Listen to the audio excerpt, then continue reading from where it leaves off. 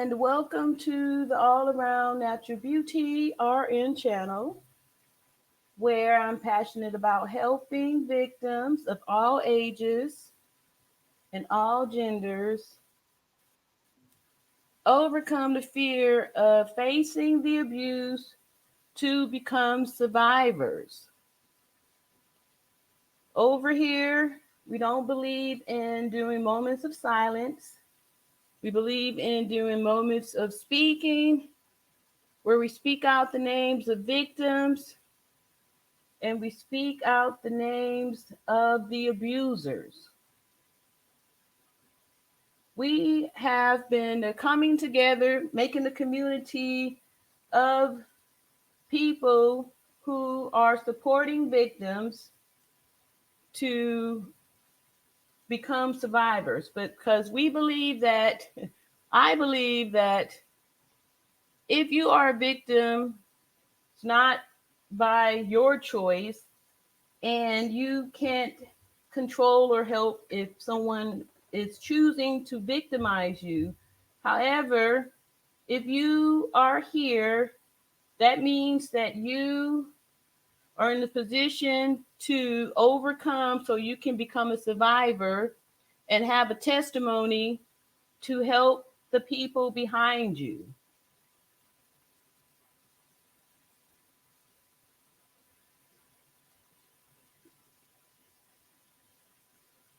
A lot of times, a lot of times we as people or recovering victims have allowed the pressure of evilness, wickedness to reign and to suppress our voices.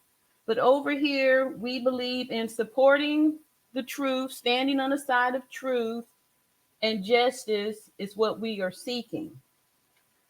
We have been using the umbrella of Justice for Shanquella Robinson as a platform to come together, to unite, so we can use that leverage to have a voice to get justice for victims of the past and to use that power of the voice to decrease significantly future victims. When we started this journey, as you can see, the title of this here, Shanquella Robinson, and we, the whole world noticed this. The whole world noticed this when this happened over a year ago, and through social media, the whole story has been going through all kind of changes in the hopes of distracting us and deterring us from seeking and holding on to the truth, the facts. So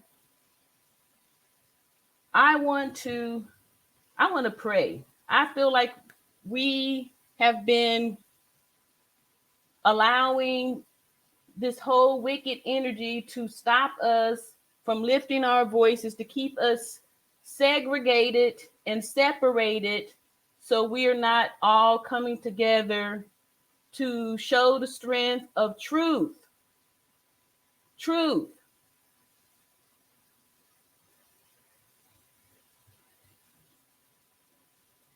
And I want to pray. I want to pray. I want to pray. I want to pray. I want to pray. I want to pray. I want to pray. We need to pray. We need to pray for our country. We need to pray for our world. We need to pray for the nation. We can't be ashamed of prayer, of praying, of lifting our voices and having faith that if the Lord's eye is on the sparrow, that we should have confidence and faith that he is watching over us too and supporting us. I know that I have today, I just felt moved and a desire to open my mouth again about this and speak the truth and stand on that and not allow the pressure of the wickedness to stop that, because silence is of no help. It's of no help. So I'm just grateful that still here today, and that we could say, thank you, Lord, for blessing us. Thank you, Lord, for bringing us together. Thank you, Lord, for showing your power through us by defeating this and by us demanding justice for Shanquella Robinson, for being that voice, and to know that we need to come together. So, because there's strength in numbers, there's strength in numbers, there's strength in numbers. And I'm just grateful that if you stand on the truth will definitely make you free. And I've been looking over and reading some of the stuff from way back, and more bones continue to pop out. Where, like I've said before in prior videos, for those of you who don't know me, I am 52 years old and a proud Gen Xer.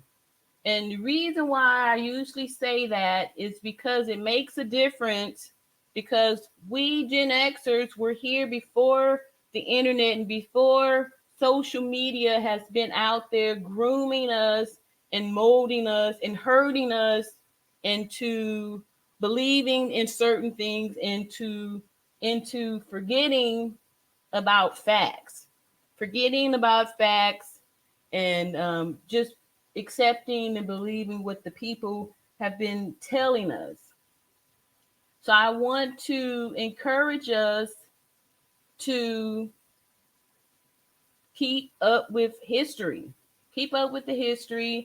and keep on standing on the word of God and the promises that's in the word for us to get justice. So thank y'all so much for coming out. Y'all know that over here we don't do delusional thinking. We stick to math and science. We stick to facts. We're not here to speculate, but we're here to stand on the truth, because this is how we're going to demand justice. This is how we're going to demand justice. We understand that we have to pray. We got to pray, y'all. We got to pray. We got to pray. So I want to, all right, we're going to pray. We're going to say the Lord's Prayer, because even Christ instructed us to say the Lord's Prayer when we are in need, because those words encompass everything that is needed.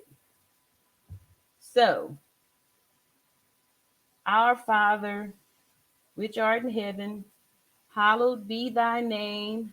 Thy kingdom come. Thy will be done on earth as it is in heaven. Give us this day our daily bread, and forgive us our debts as we forgive those who debt against us. And lead us not into temptation, but deliver us from evil. For thine is the kingdom, the power, and the glory forever. Amen. Thank y'all so much. All right, we got some more people out there that is standing in agreement with the prayers here. So I know a lot of people have been following this story for forever. Look here, people started dropping off when we started praying and stuff. This is why we have to use our faith. We have to use our faith. We have to use our faith. Because right before our very eyes, we saw how Satan, the wicked, snatched it away, drowned it out of us to where people have just, accepted this and moved on. And I know that I too was somebody who was like, oh, okay, got afraid to speak up, didn't want to call the Lord, didn't want to say we got to pray, didn't want to stand on the word. This is why it's here. And this is why it's so important to read. So important to read. So important to read.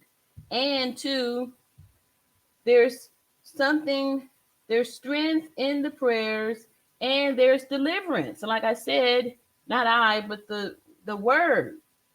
We're praying for deliverance from temptation and for guidance. And we want to thank the Lord too for giving us another day, because you didn't have to be here today. There was people who did not wake up this morning.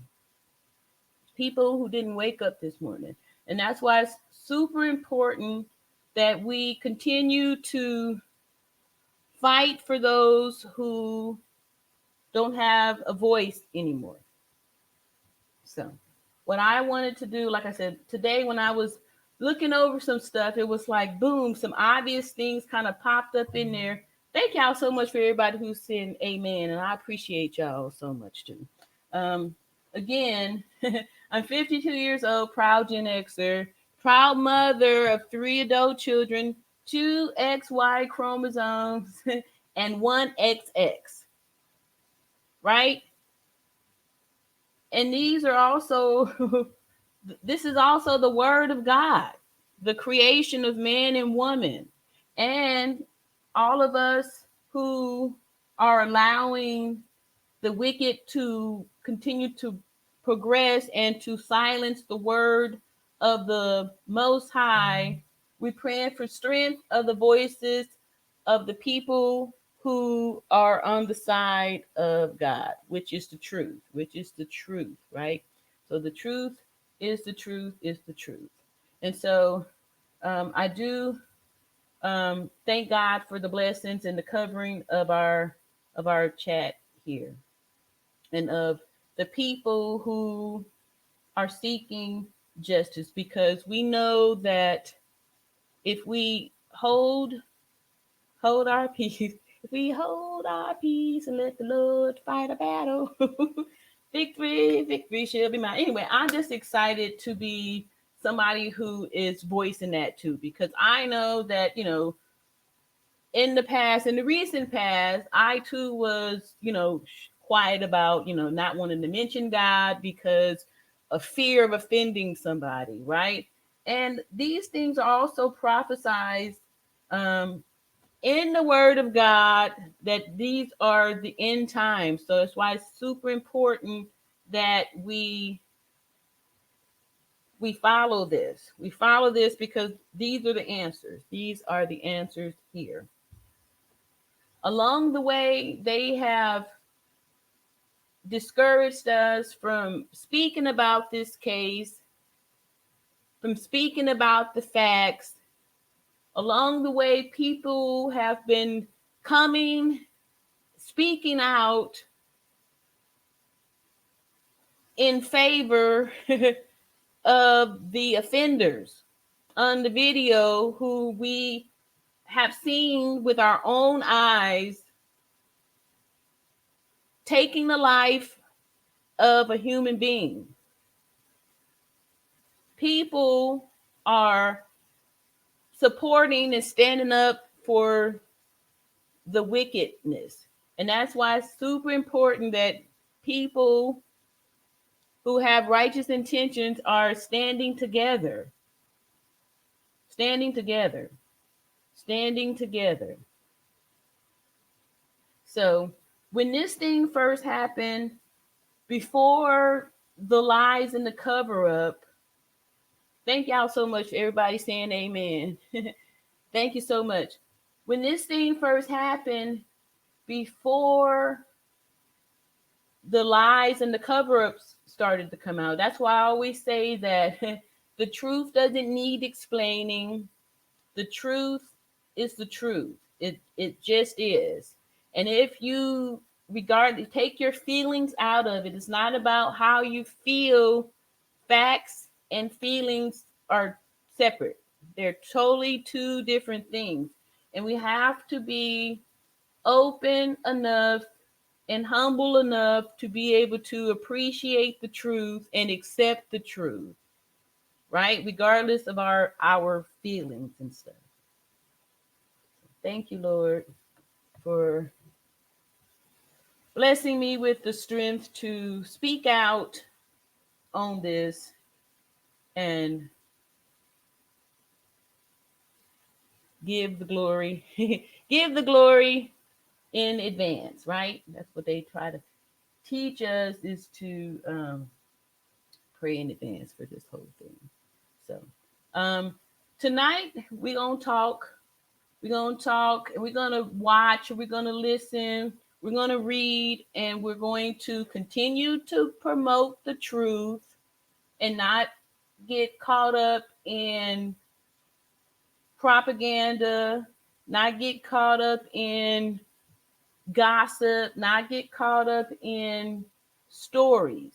We're sticking with the facts of the things that we do know. And we're going to stand by that, because the reason why the stories are put out there is to get you distracted on the actual truth.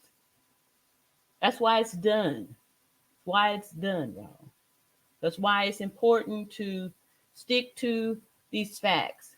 So I want to start off with a quick something. I've explained to y'all who I am. Oh, let me tell you also too that I have over 30 years of nursing experience, and one of the reasons why it originally got involved with talking about Shanquella's case is because of my experience working with spinal cord injured individuals, and just my experience in nursing and working with injured people, working with sick people, working with bodies and things like that. So I was sharing that, and to just to show y'all how when the wicked is attempting to defeat the truth, or just with lies, how to be able to measure lies from the truth. The truth doesn't change. The truth is the truth. It just stays where it's at.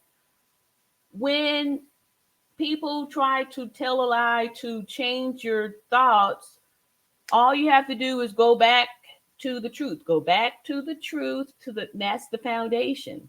And there's no way to be able to change that, because the truth just is. The truth doesn't change. It remains the same. It remains the same. So, without further ado, let me just say hello to some of y'all who have been on the side of Shanquella since the beginning of this whole situation here, and continue to show support and not be shaken by the lies and the distractions. What's going on, Karen? And hey, all right. Roberto Dula, 83, says hello all around at your beauty. All right. Hey, Tina, what's going on? Remember Tina name from a long time ago. And this here, Terrence, what's up, Terrence? Says disturbing theory. Were they all men? Should we consider that possibility?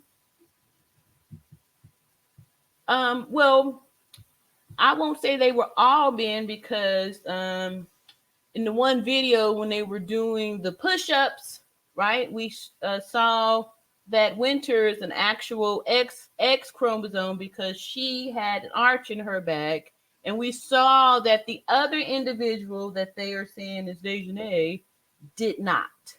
We also broke down the anatomy to show that the individual that is shown in the video taking the life of Shanquella, it's clearly an XY chromosome. And that people got offended at that when people who have eyes and have been able to identify males and females, you know, since the, okay, I know what I'm gonna do. I'm gonna show a quick little short to show how even AI, right? The people, even if the folks who can't tell because somebody puts on makeup or somebody, you know, is doing something cosmetically, right? That because, like I've said before, if they found skeletal remains in the woods, they can tell by those skeletal remains if they are the remains of an XY chromosome, which is male, or an XX female, because of the pelvic bone and the bone structure. The pelvic bone is the most determining factor because this is what is totally different in men and women. However, there's the facial structure. The rest of the skeleton is different also too, with size and different things like that. But let's do this here so we can show how AI cannot be fooled because it is partial and it's not hold on here. All right. It's partial and it doesn't have a dog in the fight to say one way or the other. It's just going to let me pull this back. Okay, here we go. All right, so this here is a video of someone trying to, get some artificial. Here we go. I think TikTok AI is transphobic. Filter keeps misgendering me. Look. No fucking way. No way. Okay, we're gonna try this.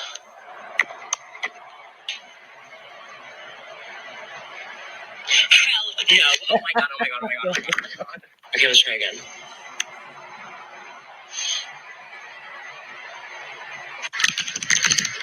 TikTok, you're getting a community guidelines. Okay, so what I want y'all to see on this is that you saw how it was registering, it was assessing, it was analyzing the bone structure. You cannot change that. The bone structure of a male is different from the bone structure of a female. That is how the AI is able to scan this individual and still determine that this is a male. Violation. How does it feel? One more time. You guys, I think TikTok AI is transphobic. Filter keeps misgendering me. Look. It says AI, he says that it keeps misgendering him. But look, it's taking the analysis of the bone structure. This square chin and this square face cannot be disguised. Just because you got the pouty lips and you've got makeup on, the artificial intelligence cannot be fooled. It's taking measurements. It's measuring the width between the brows here, these eyebrows. It's measuring the width of this forehead, this chin, the cheekbones, etc.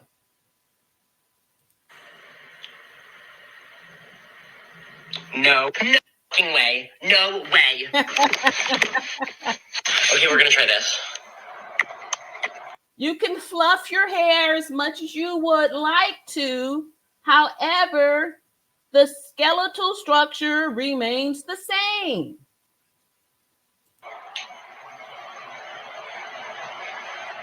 No, oh my Okay? Now he's god, upset. oh my god, oh my god, oh my god, oh my god. Okay, let's try again. What if I do like this? Or like this? Does this, okay? You're not fooling anyone.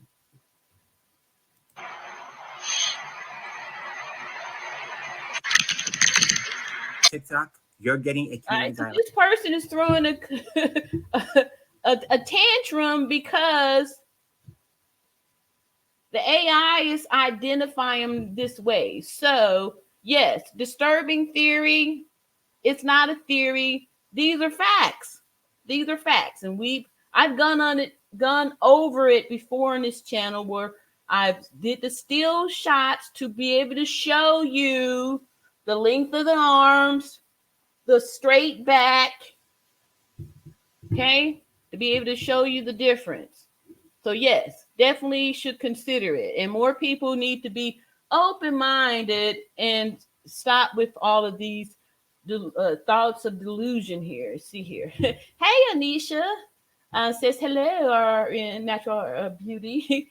Saying a prayer for Shanquella Robinson's family. Yes, this situation weighs on me daily. Also, I stand against abuse of all kinds. Thank you. All right, appreciate that. I'm gonna be honest, this really weighs on me too. Her the anniversary of her passing,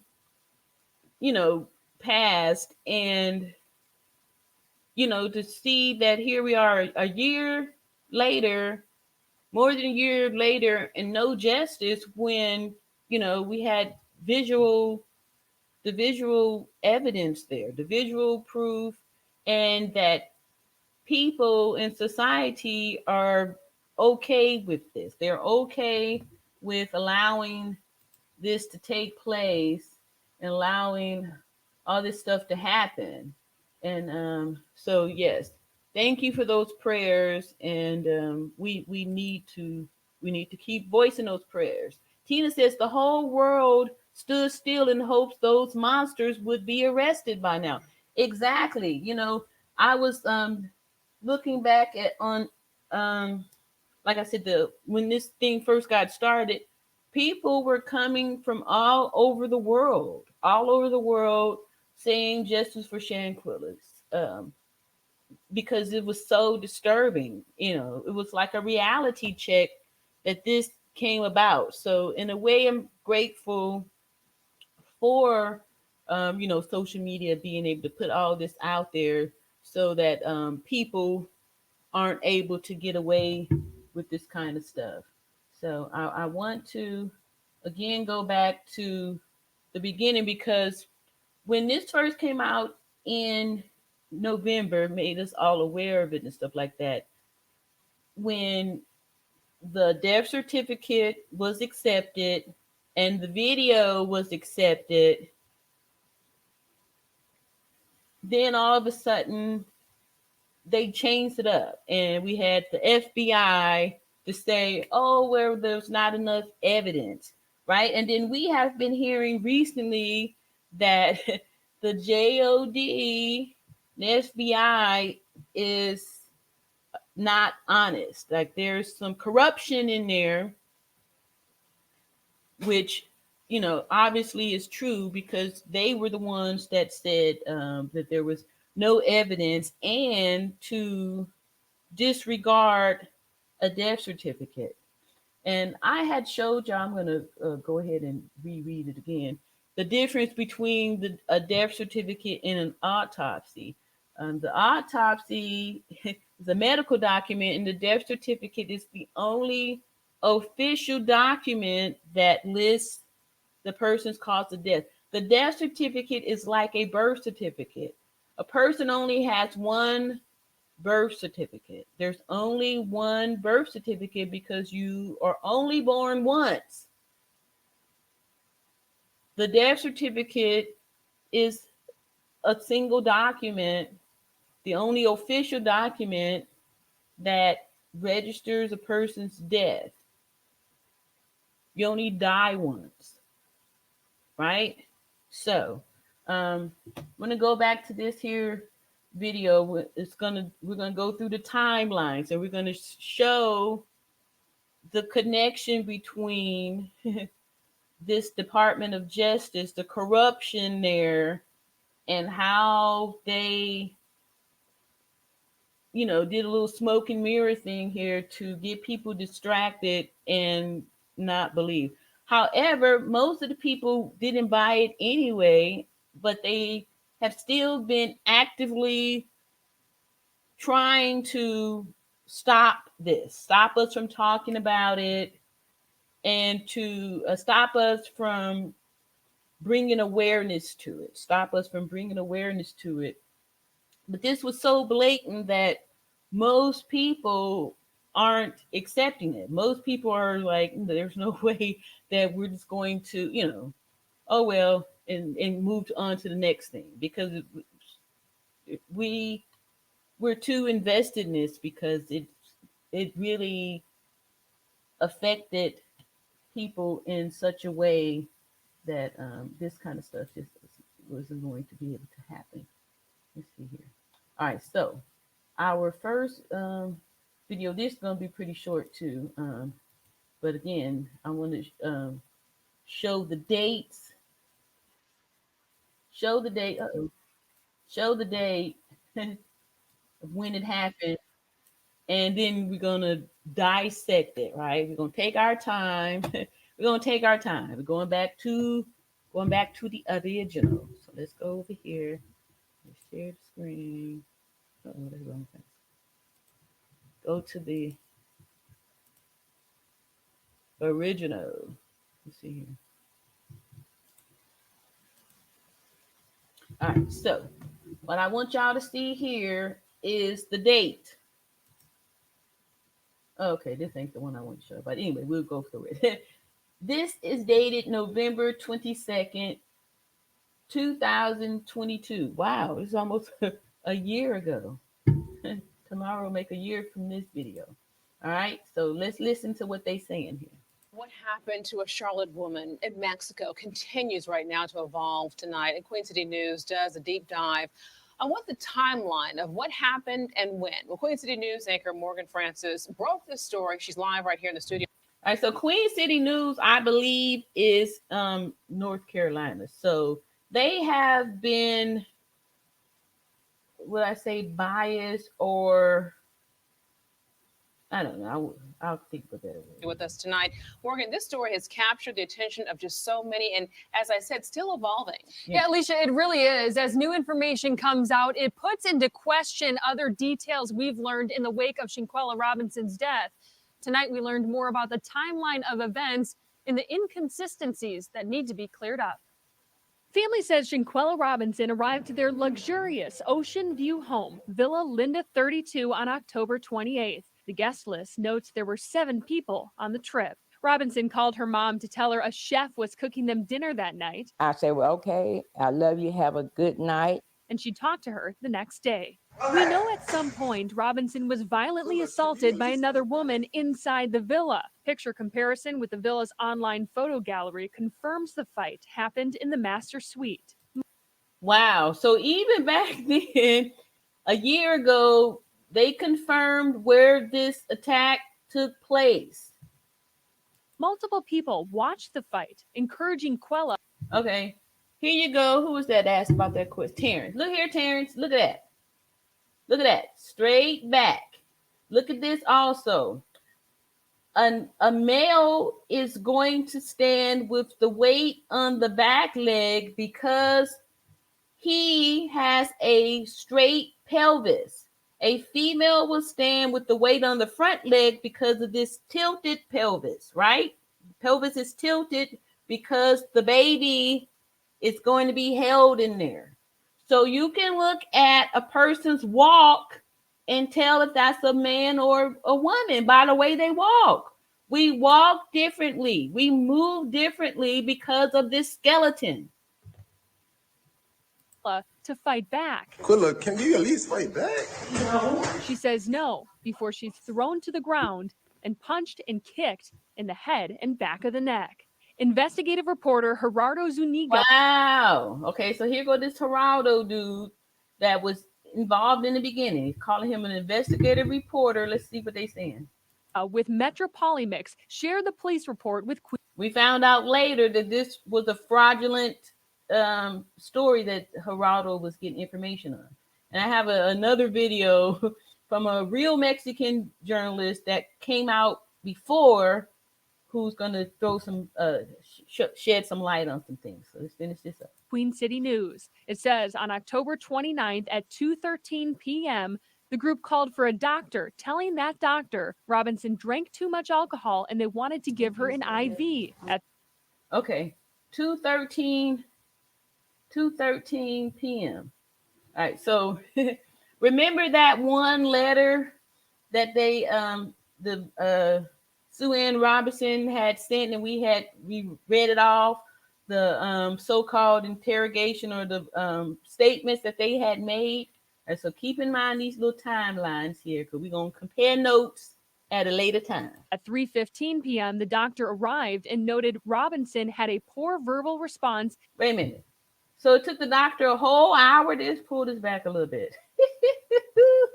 Wait a minute. I didn't hear. A lot of times, when you first hear this stuff, you really don't listen to all the details in the timeline. This is like, I'm sure they didn't say this took an hour. It says on October 29th at 2:13 p.m., the group called for a doctor, telling that doctor, Robinson. So it took the doctor a whole hour to get there. A whole hour. Robinson drank too much alcohol and they wanted to give her an IV. At 3:15 p.m., the doctor arrived. So that's true then. So that's what they saying here, right?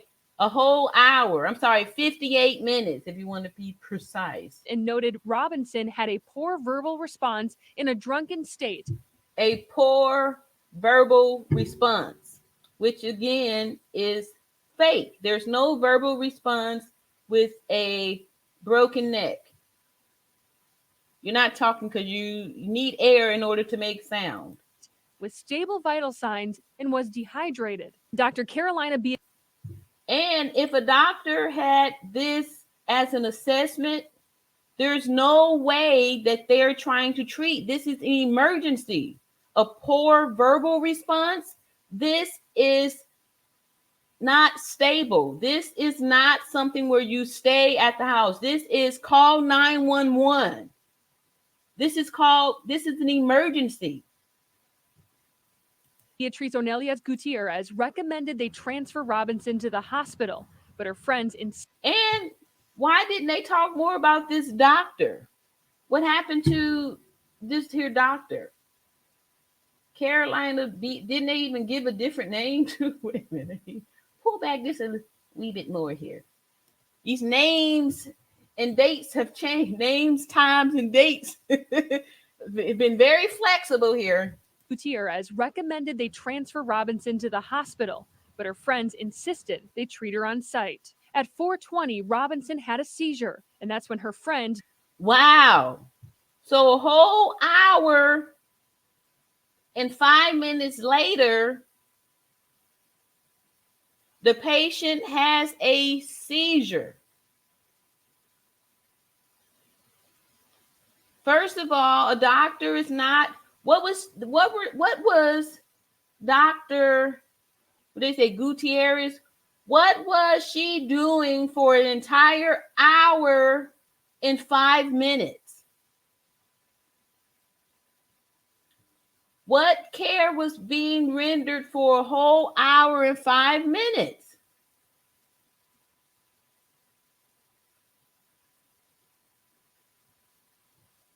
What? When have you been at the doctor's office and the doctor spent an hour and 5 minutes doing what? Doing what? Even in the hospital, again, I'm a registered nurse and I actually work in a hospital. I've worked in all different kind of fields, but I've worked many years in the hospital.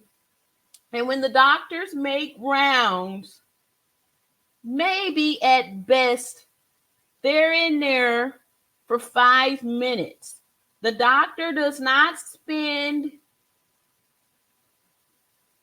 over an hour of his or her time with the patient, unless they're doing surgery. So if Dr. Gutierrez arrived on the scene at 3:15, what was the doctor doing for an hour? Named in the report as Wenter Donovan called 911 to request an ambulance. During that time, Robinson's condition deteriorated. Dr. Gutierrez declared her deceased just before 6 p.m. The doctor would be in a world of trouble if the patient deceased on their watch and they did nothing.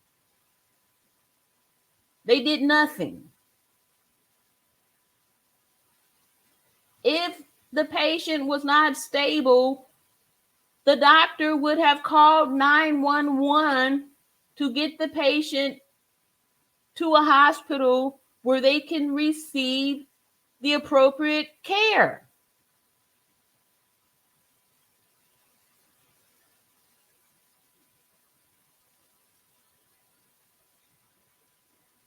So if this was true, there would be lawsuits out towards a doctor who did not treat a patient or who sat with a patient, sat on a patient for over an hour and did nothing, but pronounced them deceased. They pronounced them deceased for over an hour. What did they do for over an hour? The doctor was with Robinson for nearly 3 hours, a large discrepancy with her death. Wow. Nearly 3 hours. Wow. That changes things even more. Because if you are making a house call, do you even have supplies to render care for more than an hour? Do you have the supplies to render care? What were you doing for those hours? Watching?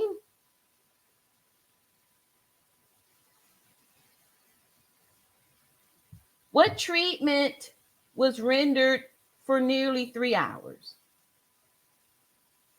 Certificate, which says she died 15 minutes after her injury. Another inconsistency, her time of death, which is noted as 1 to request an ambulance. During that time, Robinson's condition deteriorated. Dr. Gutierrez declared her deceased just before 6 p.m. So how long did it take if the doctor called the ambulance at 4?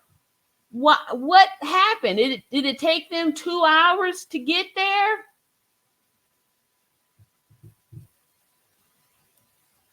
It says here that at 4:20, the doctor called for the ambulance, but didn't declare the death time until 6 p.m. Where was the ambulance? Where was the emergency medical response? Did it take them an hour and 40 minutes to get there? Was the villa in a secluded place where it took help over an hour to get there? These times do not add up. Right? Y'all see that? 4:20. Request an ambulance. During that time, Robinson's condition deteriorated. Dr. Gutierrez declared her deceased just before 6 p.m. Wow. Just before 6 p.m. So that's more than an hour and a half. What was being done? Doctor was with Robinson for nearly 3 hours, a large discrepancy with her death certificate. The doctor should be sued for negligence if she spent more than 3 hours alone with the patient. It's nowhere in anyone's medical training to spend 3 hours with a patient alone. Even the nurse does not spend 3 hours with the patient. 3 hours is a long time. It does not take that long to render care. Even now, I've worked in critical care, I've worked in trauma, I've worked with critically ill, traumatically ill patients on ventilators, on life support. I've worked in a multiple code situations where we are rendering CPR. There's never been a time that CPR extended for 3 hours. It's physically impossible, and no doctor would continue to do CPR for 3 hours.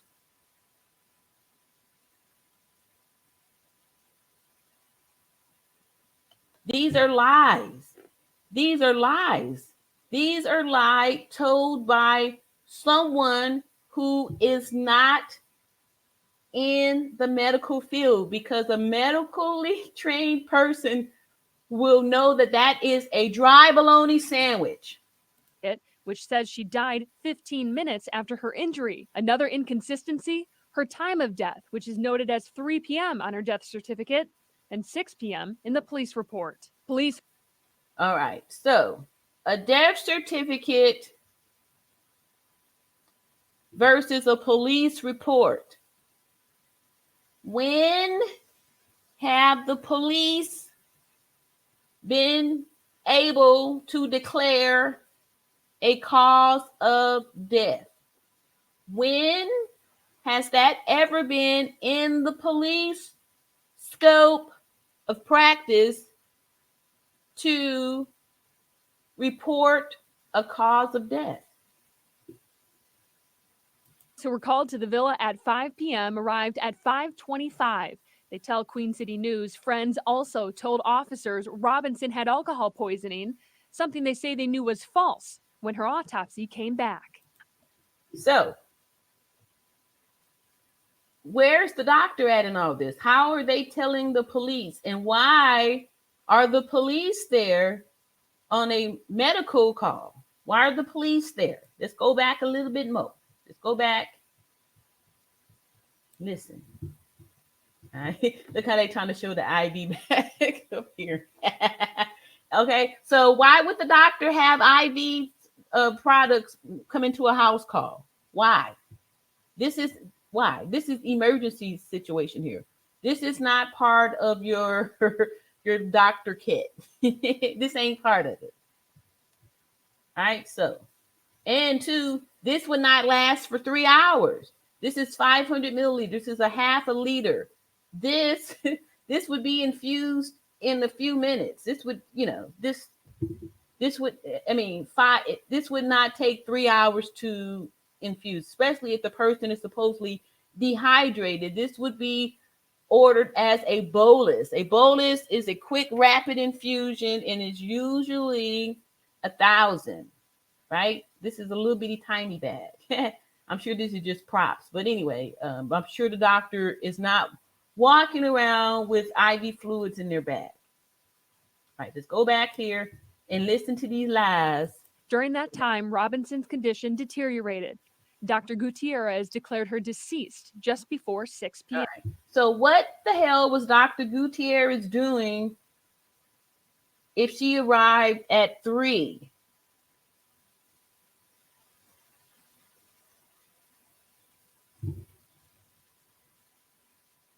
What?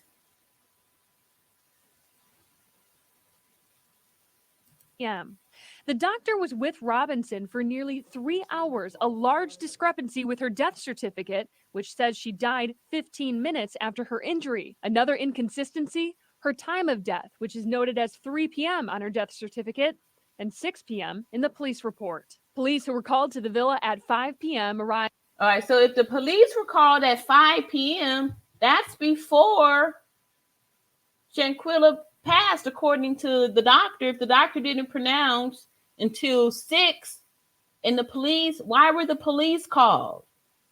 Why would the police be called for a medical event? Right? These are questions, y'all. This is legitimate stuff. Like, why would the police be called? This is how you know these are lies. The police, why would they be called for somebody who's dehydrated? The police ain't got nothing to do with this. Why would they be called for this? At 5:25, they tell Queen City News. Friends also told officers Robinson had all. And when have anybody called the police, and the police just hung around for 30 minutes? For nothing. What were the police doing there for 30 minutes? Why was the police called?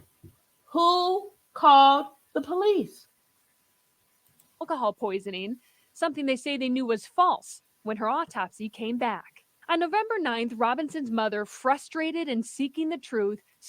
November 9th. November 9th. This before the story came out, right? Before the news and stuff came out, like around November 16th or 17th. November 9th. Let's pull this back a little bit more, all right? On November 9th, Robinson's mother, frustrated and seeking the truth.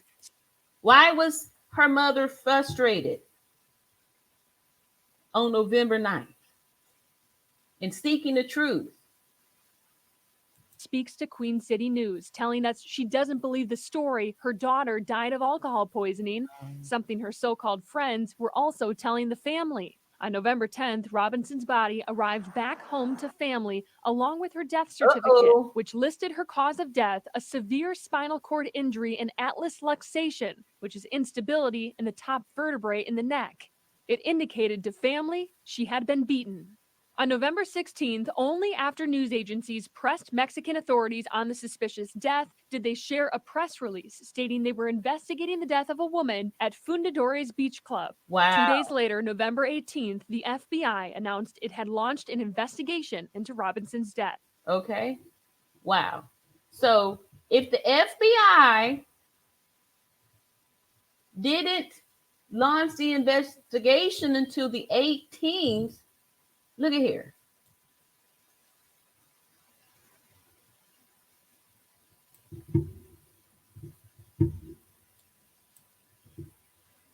All right. So here moms is frustrated because she don't believe what's going on. Shanquella's body is not back yet. The death certificate, the only official document, has not been received yet. Something her so-called friends were also telling the family. On November 10th, Robinson's body arrived back home to family along with her death certificate, which listed her cause of death, a severe spinal cord injury and atlas luxation, which is instability in the top vertebrae in the neck. It indicated to family she had been beaten. On November 16th, only after news agencies pressed Mexican authorities. Only after news agencies pressed Mexican authorities, right? So from October the 29th up until November 16th, Mexico wasn't saying nothing. Mexico didn't say nothing. Later on, I'm going to pull up the document where Mexico lies and said that on October 30th, they had did an autopsy and had questioned some individuals in this case, right? When they didn't say or do anything until only after. Let's pull back a little bit more. Right in the neck. It indicated to family she had been beaten. On November 16th, only after news agencies pressed Mexican authorities on the suspicious death did they share a press release stating they were investigating the death of a woman at Fundador. They shared a press release on November the 16th. Death of a foreigner. All right. Beach Club. 2 days later, November 18th, the FBI announced it had launched an investigation into Robinson's death, nearly 3 weeks after she died. So why did the FBI launch this investigation? Could it possibly be because the video was out, going viral, and now Mexico was saying that they was doing something, so it seemed only rightful for them to say that they were doing something? Now, in that police report, the doctor lists her cause of death as... When has a doctor ever given their assessment to the police for the police to report?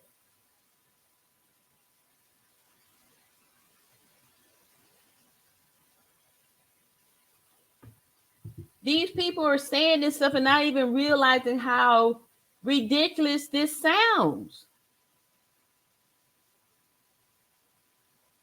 This just went over so many of our heads. The police report had launched an investigation into Robinson's death, nearly 3 weeks after she died. Now, in that police report, the doctor lists her cause of... In the police report, the doctor listed. The doctor's report has nothing to do with a police report.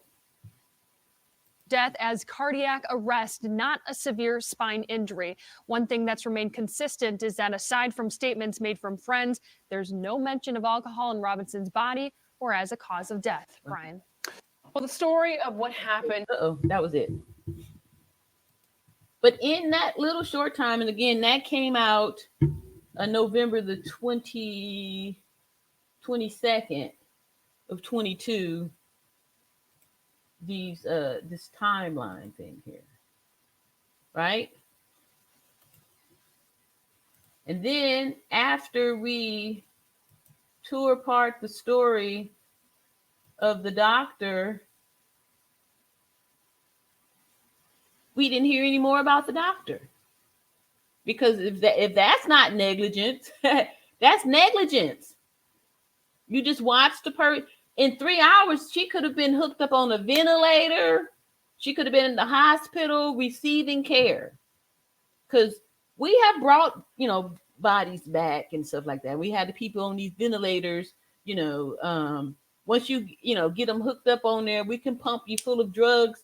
The doctor would not have had, so for the doctor to sit there and watch somebody for 3 hours who's deteriorating, it's fake. No doctor would do that because, first of all, the doctors aren't the ones rendering care. So they want to get this person to a hospital where, doctors who are trained in emergencies, because just because you're a doctor doesn't mean that you are an emergency room physician.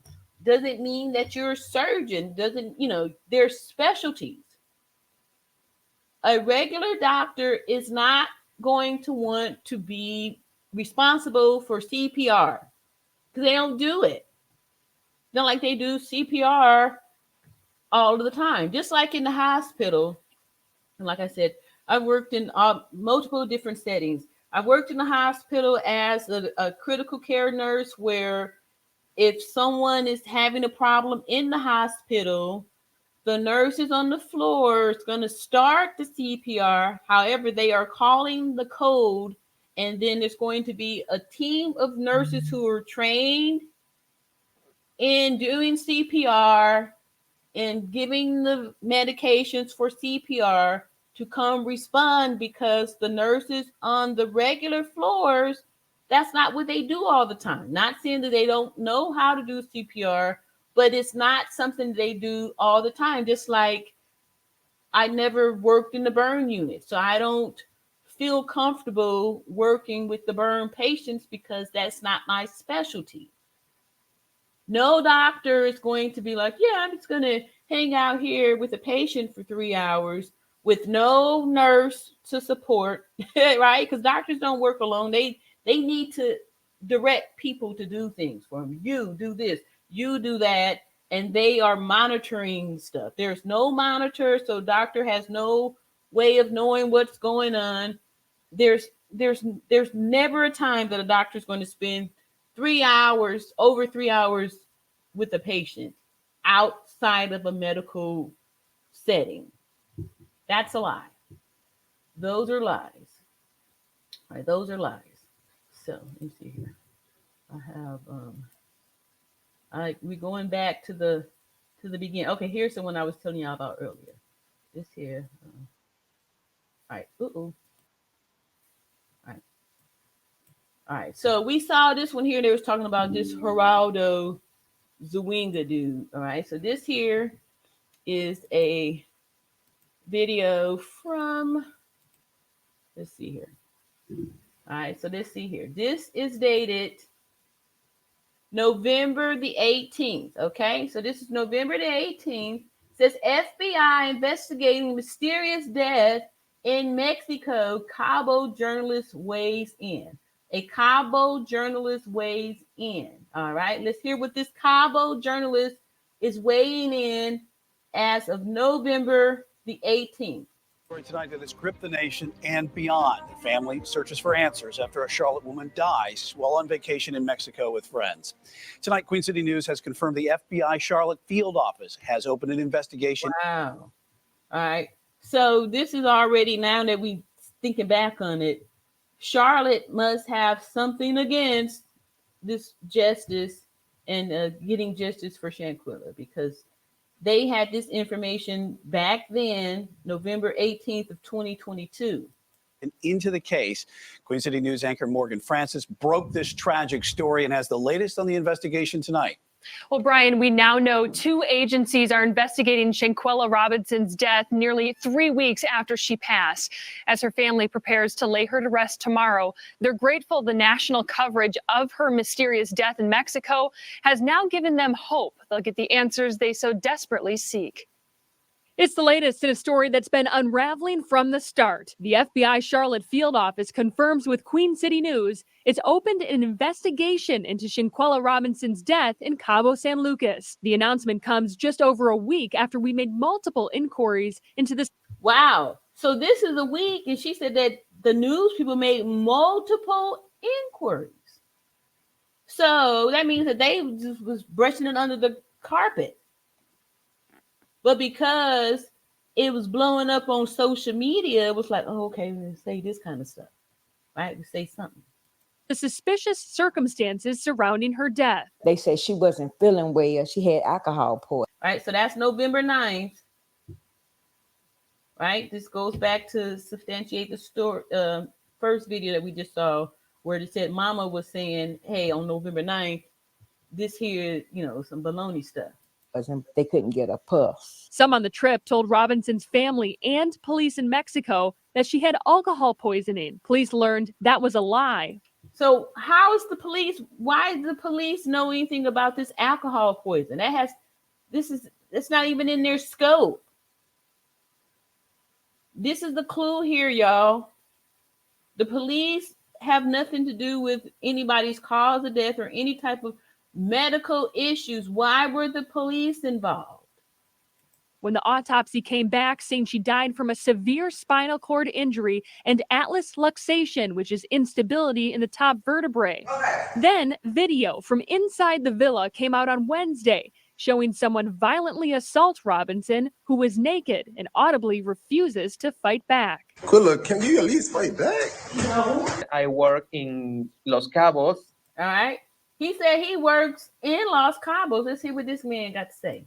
I'm a journalist right here. I have He's a journalist, right? How come we ain't hear no more from him, right? All of a sudden, Geraldo shows up. a television and radio program. Journalist Herman Medrano, who lives and works in Cabo, says word of the suspicious death took a while to reach the news. Certainly, the thing to have in a hotel a body is a huge thing. He said a body in the hotel is a huge thing. So where is the investigation about it? He wants to know where the investigation about it at. He over there in Cabo, Mexico. He say a body in a hotel is a big thing. Where is the investigation? Where was the investigation? He says people didn't tell them about the death until this week, when the video went viral and they started asking questions. We have to ask them for the case. We ask, and the day we ask, that day make the report police. Medrano says police released. He said the day that they asked, that's the day that they made the report. So then how, months later, in March, do we receive this fake story from the police about their investigation? This is fake. This report on Wednesday confirming their investigation. Wow. November 16th. Let's pull this back again. Listen to this guy. Let's go back here. It's really, I don't think I ever even remember seeing this back in November when this first came out. All right, let's go here. Video from inside the villa came out on Wednesday, showing someone violently assault Robinson, who was naked and audibly refuses to fight back. Quilla, can you at least fight back? I work in Los Cabos. I'm a journalist right here. I have a television and radio program. Journalist Herman Medrano, who lives and works in Cabo, says word of the suspicious death took a while to reach the news. Certainly, the thing to have in a hotel a body is a huge thing. So where is the investigation about it? He says people didn't tell them about the death until this week, when the video went viral and they started asking questions. We have to ask them for the case. He said we had to ask them for the case. He want to know why he didn't know about it. He's a journalist there in Cabo, Mexico. A body in a hotel is a huge thing. Why did they not say anything? Was it because it was an American and they were doing some under the cover stuff? Ask, and the day we ask, that day make the report police. Medrano. The day we asked, that day they made the report to the police. Says police released this report on Wednesday, confirming their investigation into the death of a foreigner. Wow. And later stating they haven't ruled anything out. The death has been a shock to the community that relies so heavily on tourism, but an even more heartbreaking reality for a family who initially felt that no one was taking them seriously. I probably won't be at ease until someone's arrested. So the FBI and Mexican police are investigating this case. We don't know if the FBI is taking over the investigation or not, but clearly getting answers in Mexico seems to be as difficult as getting answers 2,500 miles away. Wow. We begin with a story tonight that has gripped the nation and beyond. Families. All right. Okay, so we can see then that back the FBI in Mexico was forced to report on this because it had been leaked out to the people. And the people was inquiring about this situation. Inquiring about this situation. All right, here's another quickie short here. Let's see what the. All right, where's my pen? You want that? I just had it. Let's see who is that. No, that ain't you. No. I sound like I transgender. No. Why are you calling me? Okay, here we go. What is this? All right, so here's something else. We're just gonna random. Uh-oh. Stop. Go back. All right, so this here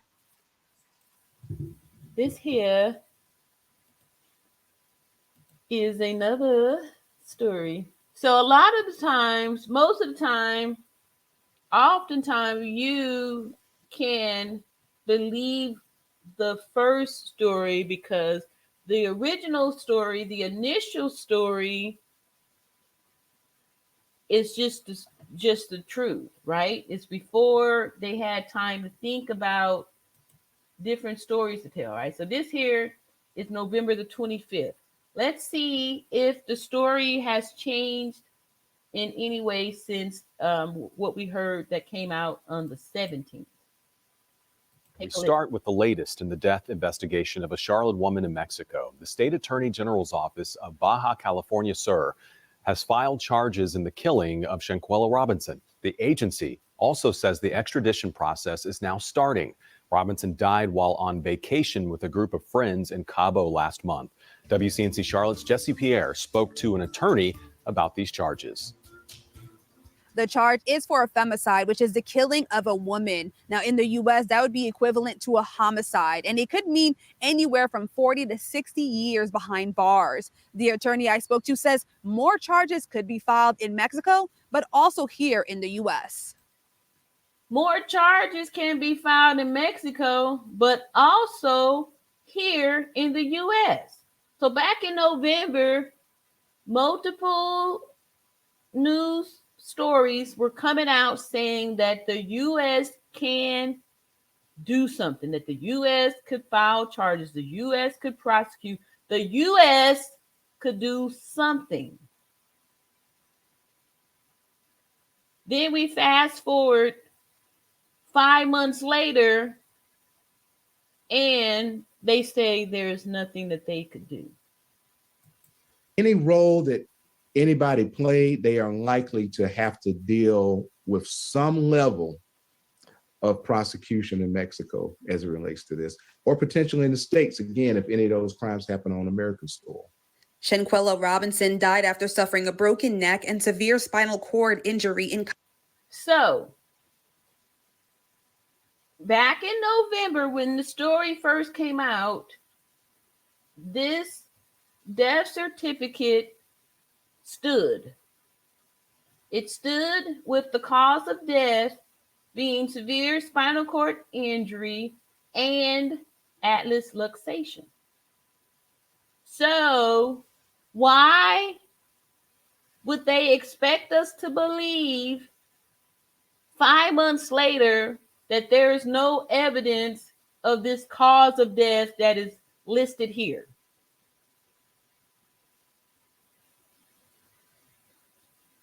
On the official document.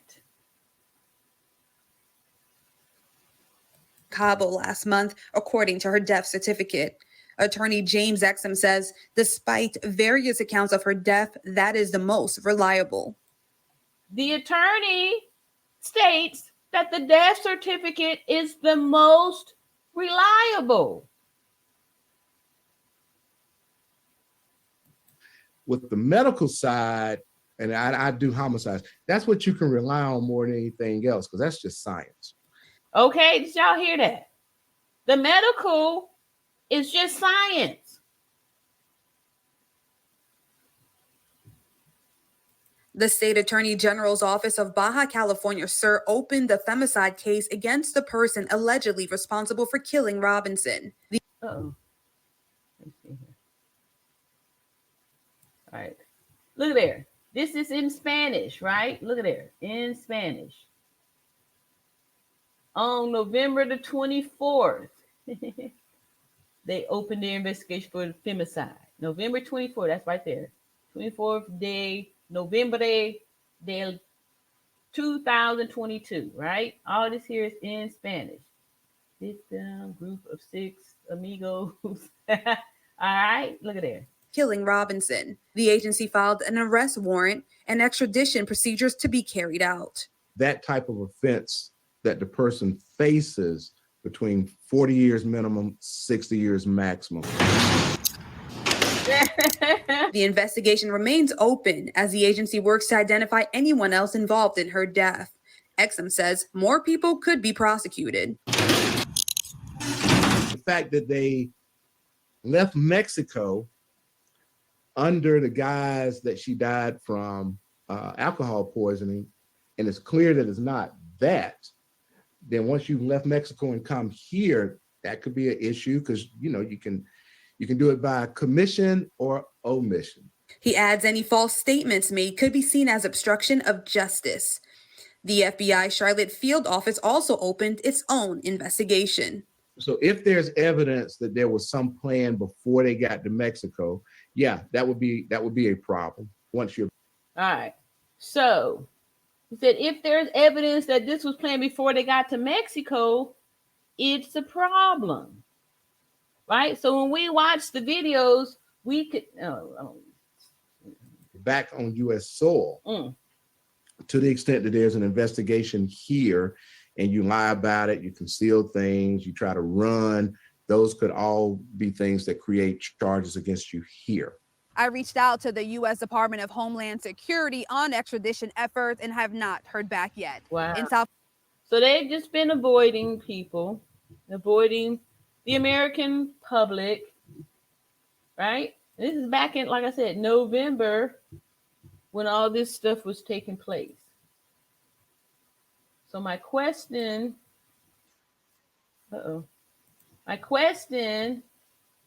is why and how did things change? Like, did they forget that this information was out there? Right? And that's part of the reason why I believe they try to postpone and prolong things so people would just go on about life, you know, just go on about your merry little business here. All right, so here's another, this one's really quick.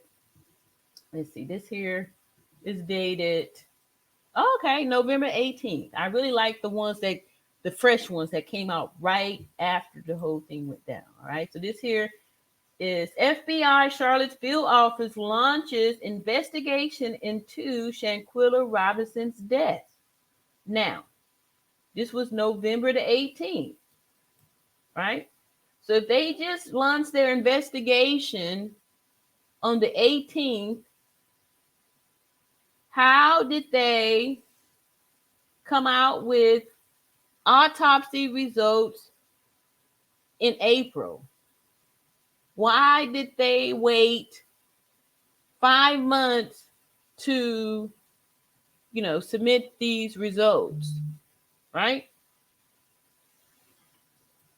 Breaking right now, we are following some developing news. FBI Charlotte just announcing they've opened an investigation into the death of Shanquella Robinson. She's the Charlotte woman who mysteriously died while vacationing in Mexico. Right now, authorities trying to figure out how the 25-year-old died. Reports say Robinson went with friends to Mexico and died 24 hours later. Initially, friends said she died of alcohol poisoning, but new graphic videos that we've decided not to air shows a friend attacking her. Robinson's funeral is set for tomorrow. Okay, so tomorrow would have been the 19th of November. And why haven't we heard any more information on this doctor who sat around watching Shanquella for more than 3 hours and did nothing? Because that's a lie. No doctor did that. That's why. Because if a doctor did, they would have been quick to throw that doctor under the bus.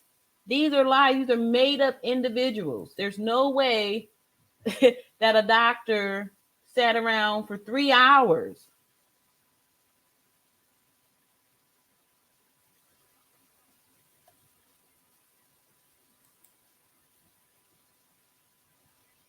No way. All right, so let me see here. All right, so here's one. Let me see what y'all talking about over here. Can I go back and take some, let's see what y'all saying over here. All right, I'm not gonna spend too much time over here, but saying hello to all the people that's showing up here. Thank y'all so much. Oh, yes, here we go. Anisha Blackwood said, in the name of Jesus, I bind all inhumane behavior in society and loose love in the atmosphere. Yes, I stand in agreement with you on that. We got more people standing in agreement with you on that. We got some amens. Yes, thank y'all so much. I appreciate that. I appreciate that. Yes, thank you, thank you. Where two or more are gathered, so is the Most High. All right, we got some amens too. Yes, amens and glory to the Lord. Yes, yes, yes. Thank y'all so much. Thank y'all so much. All right, so let's get some more videos going here with all right, here's one. Make sure this. All right, this is from Viral Crimes. All right, and let me share this with y'all. All right, that's why we ain't going over no speculation or some new crap that people talking about. This is when it was fresh. Like nobody knew that they had to come up with these excuses and stuff. This is the raw footage. All right, so this here was November 20th, 2022. So all right, from Viral Crimes. Says her friends told them she had alcohol poisoning, but the death certificate I received today says nothing. All right, so this news person saying the death certificate she received today, right? So the death certificate is I can't think of the word I want to say. Information that could be, it's public information is what I was trying to say. It's public information About alcohol. No one told the same story, so I never believed them anyway. It's like a nightmare, man. It's you know, I can't even sleep. Mama said no one told the same story. And that's another clue how you can tell when people lying, because the truth never changes, but lies do, right? And especially from different people, because different people are going to have different thoughts. So they're going to tell different stories because nobody is in the other person's head. So you don't know what they're thinking. Sleep. I'm just frustrated. My heart is just aching, man. And, you know, as a father, man, you know. On October 28, 2022, Shanquella Robinson left her home in Charlotte, North Carolina, to vacation with Khalil Cook, her best friend of more than 5 years, along with 5 other friends. This was supposed to be a fun trip to celebrate the birthday of one of her friends. Sadly, within the first 24 hours of arriving in Cabo, Shanquella would be dead. The friends would return home back to the United States without her, and would all provide different stories about what happened to her. But as more information is released about what happened to her. All right, look at there. Secretary of Health death certificate. This is the only official document. That's why they waited 4 and 5 months after the fact to expose you to these fake autopsy reports that contradict the death certificate. That's just like somebody trying to say that you were born on a different date than your birth certificate states, right? Think y'all. Her in the moments leading up to her death. Shocking video of her final moments would surface online and would spark nationwide outrage, with many pointing the finger and wanting justice for Shanquella. Yes. Welcome to Viral Crimes. Subscribe and hit the bell icon for more stories. This case takes us to Cabo, Mexico. Beautiful 25-year-old Shanquella Robinson was from Charlotte, North Carolina in the United States. She was full of life and loved to enjoy herself. She was a young entrepreneur who often traveled to reward herself for working hard. She was a well-known kids' hair braider with her own braiding business, Exquisite Babies Braids and Styles. She would often post videos and photos of her satisfied customers wearing her different styles and creations. She was also an owner of her own clothing boutique called the Exquisite Boutique. She would work hard conducting photo shoots to promote her clothing business. She was talented and ambitious and well on her way to building her own brand. On October 28, 2022, Shanquella headed to Cabo, Mexico to celebrate a friend's birthday. She took this trip with 6 of her friends, and they rented out a villa as part. All right. Look at these friends. Look at those friends. Look at those friends.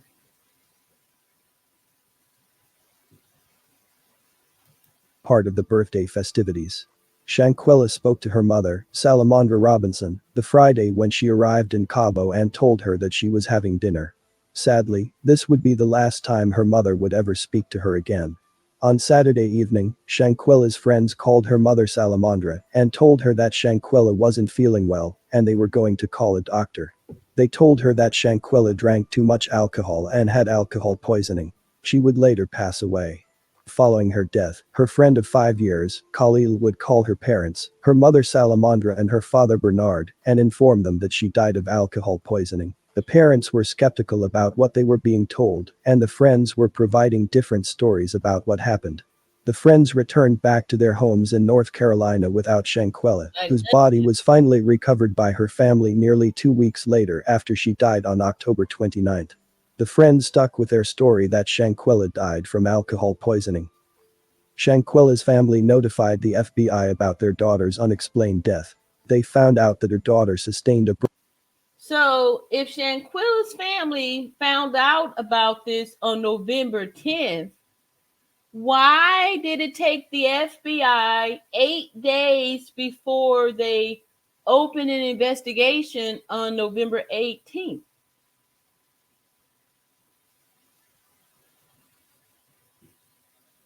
broken neck, and her spine in the back was cracked.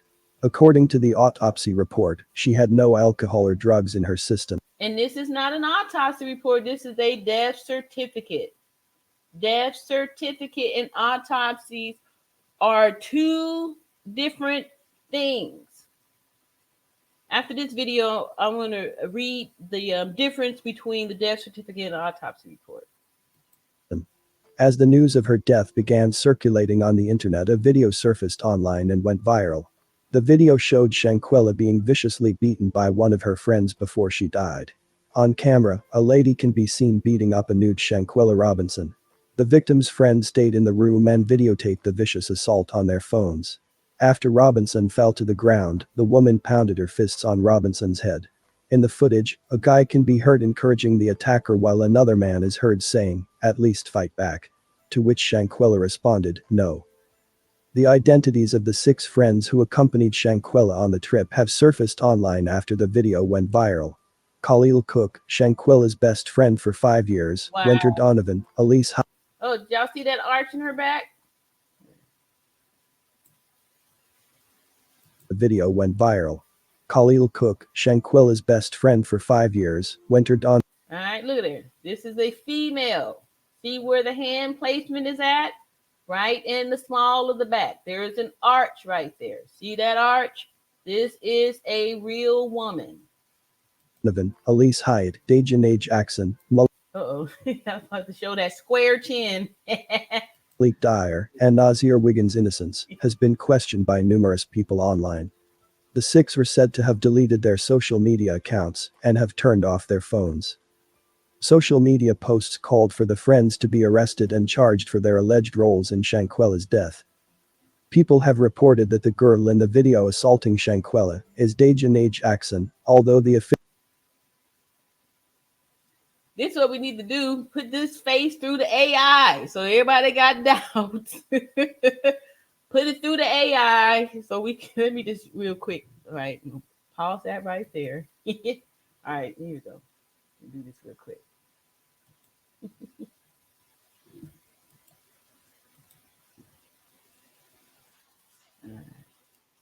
right.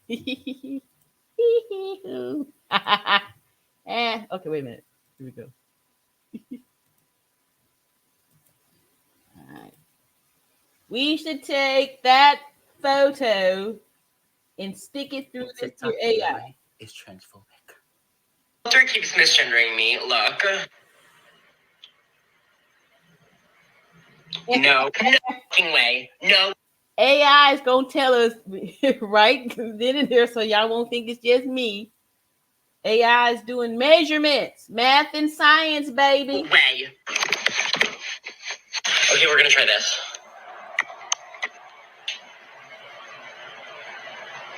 Hell no. Oh my god, oh my god, oh my god, oh my god, oh my god. Okay, let's try again.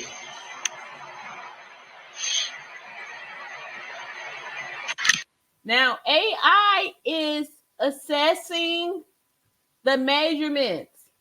That's how it can tell. You're not fooling anybody. Okay? All right. Okay. All right. So let's get back to the story here. That's what I'm saying. We can shut everybody up. We just take this photo and put it through one of these AI, and it'll let you know right then and there who is who and what's what. All right. So let's get back to the story here. Don't make me look it up. I'll find it and throw this picture up in there. But, look here. Y'all see this square chin, this white bra, this nose. Man. Official identification has not been made by authorities. Recent report suggests that all three of the females on the trip actually fought Shanquella, and that there is even more footage of the fight that has yet to be released. The reports There's more footage of the fight that has yet to be released. There's several people who have stated that they saw more of the video where Winter was putting hands on Shanquella after she was slung to the floor and pounded several times by the person that they said is Dejanay Jackson. I saw the video too, and it was been removed.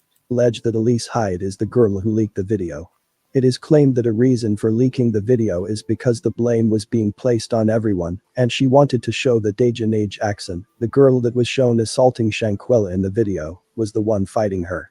But sources reveal that Elise Hyde also fought with Shanquella, and those videos would be dropping soon. One of the friends that was being blamed for Shanquella's death, along with the rest of the group, Nazir Tyree, went live on social media to explain that he arrived late to the trip and was unaware that And we saw it break down his lies up in there. He's all fidgeting and not looking at the camera. His whole story, it's full of bones. Full of bones. the fight even occurred. I went in there and told her it was alcohol poisoning, so that's what I helped her as. I didn't leave her side. I cut on soft music, Summer Walker rubbing her head till the nurse came in. Liars usually give lots of details to distract you. And why is he saying a nurse when they said later doctor? The difference. Of course, my story is going to be different because I got there a day late. I can only tell you what I know from 3:30 till Sunday when I left. That's all I can do. I really can't give nobody no other answer from Friday because they didn't tell me. I didn't go in there, sit down and make no alibi with nobody. I didn't know nothing. They didn't tell me nothing. Cross my heart and hope to die. Stick a needle in my eye. People, why they think that just because you say that, that makes it true, huh? You big liar. I go right here. I don't know nothing. I didn't sit and make no alibi. I didn't even have time. I got there an hour later. The nurse came in the door. Tried to help pull it, tried to put some salines in her, but her energy, she didn't have no electrolytes. Her oxygen. How would they know if she did not have electrolytes? Did they draw blood there and take labs? Did they get a urine specimen? How?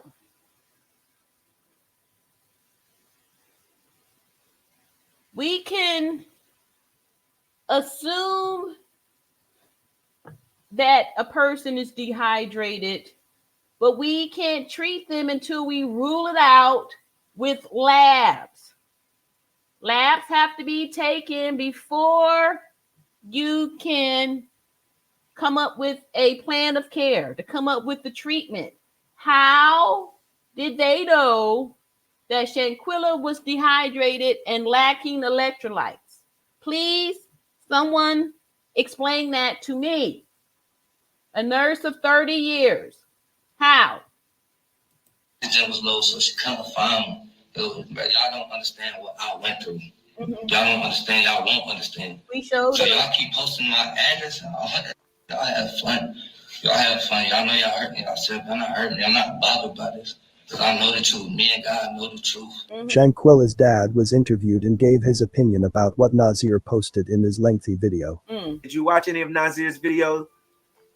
Yeah, I watched a little bit how he's saying this and that, saying that. Really?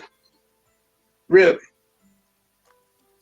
And the problem that I have is I don't. You came there and you saw her. You should have got help. If you was her friend, and you ain't seen her in 9 years, and you came in that house, ain't no way you gonna sit here and you saw the bruises.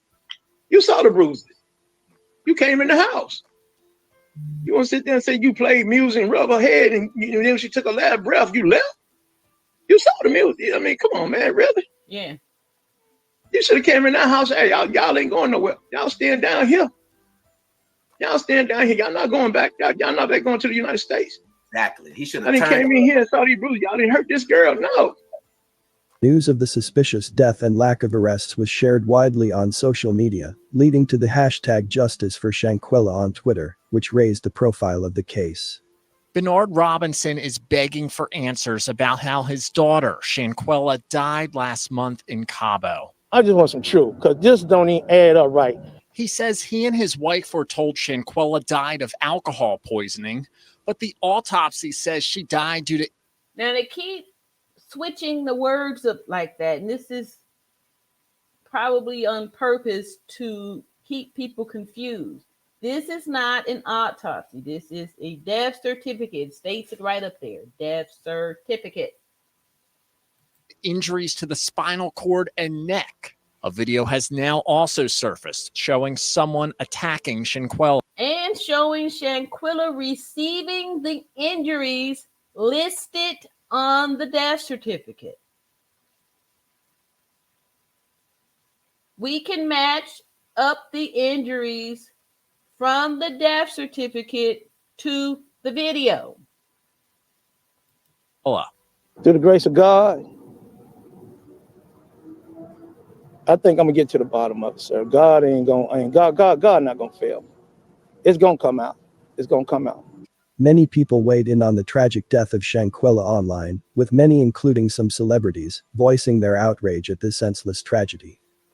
K. Michelle posted, "For them to beat that girl like that and tell her to fight is just disgusting. Just broke my heart. This is why I put the phone down for days at a time. Tears." Hashtag Shanquella Robinson. Spectacular, formerly from the group Pretty Ricky, posted, "Grown as men sitting there watching women fight and recording it. Talking about at least fight back. You should be ashamed of yourself. Every last one of you that was in that room. All friends ain't your friends." Hashtag Shanquella Robinson.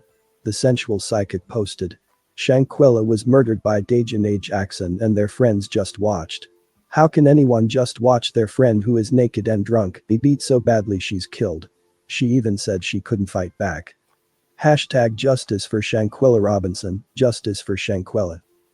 Police in Mexico have said that they have no suspicion of wrongdoing, although her injuries are consistent with lethal force. The FBI is now investigating her death, and reports of her untimely death are still being released. Mexican authorities say a group on vacation in Cabo San Lucas lied about what happened to 25-year-old Shanquella Robinson. Queen City News.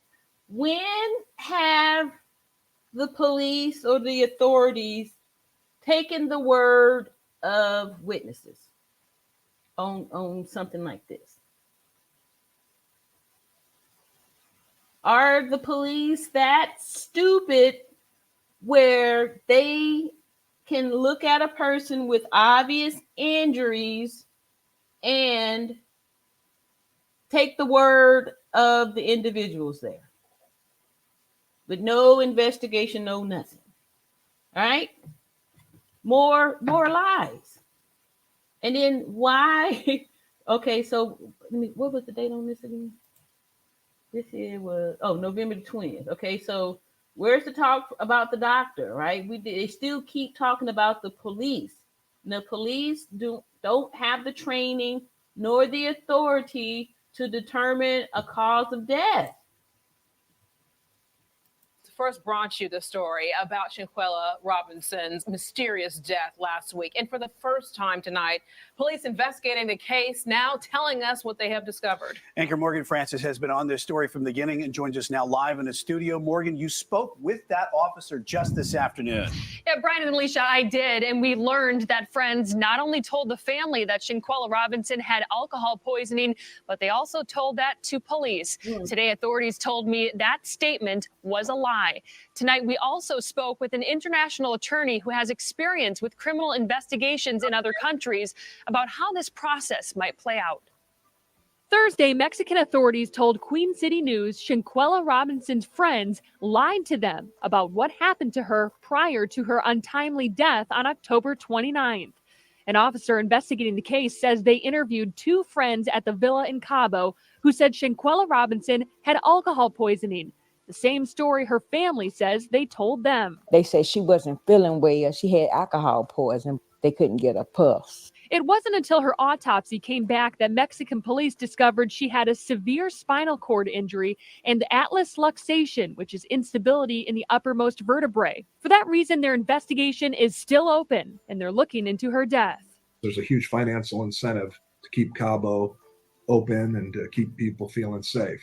So to the extent they can find, prosecute, incarcerate the people that did this, in my opinion, they're going to try to do it. Kurt Kearns is an international attorney with experience litigating international crimes and investigations.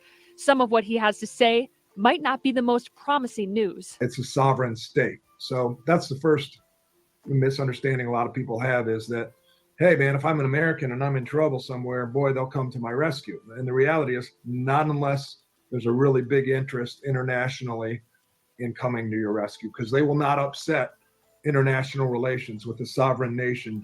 And we know that the current administration is very chummy with Mexico. Could be a reason why they have chose to do nothing about this situation.